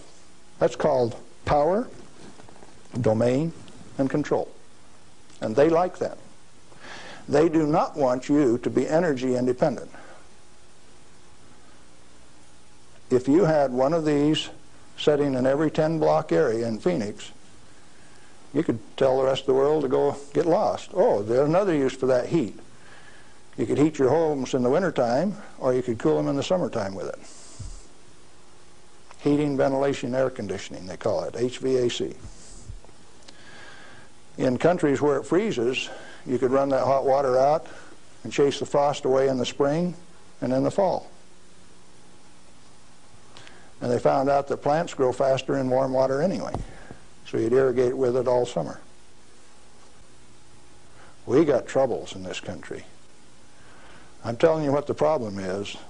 Doing something about it, responsibility is yours.